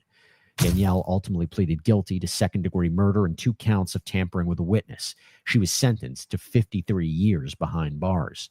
Joseph pleaded guilty to manslaughter, second-degree assault, falsifying physical evidence, and witness tampering in connection to the boy's death. He was sentenced to 22 to 45 years behind bars. Thank goodness. Yeah. Well, that was the story of Elijah. If you're an adult, is it okay to have ice cream for supper? Yes. If you are an adult and you don't have to cook for other people, yes, it is okay to have ice cream for supper. Oh, goodness. Yeah, where are the tears? Where are the tears? We are not monsters. You meet all the criteria of a monster. Exactly. There's no body. That is an odd reference, Abraham, isn't it? Fake tears like Casey Anthony and Jen Soto. Yep. And Southern Cats also said, "Where are the tears?" Exactly. There are none because she don't care. She can't even say his name. I mean, that's a dead giveaway right there. That little boy. We would never hurt that little boy. That's your child. He carries your DNA. Like, stop. Stop it. Oh my goodness. Well, this has been a very loaded stream. I appreciate y'all being here with me and hanging out and listening to the stories with me today. I hope that y'all have a lovely Friday. I will definitely be back tomorrow to talk more. And I hope that you all enjoy your weekend and enjoy your Friday night. I will see y'all tomorrow. We didn't bury that little boy, dumbass. Yep, exactly. And we'll talk about some more interesting things.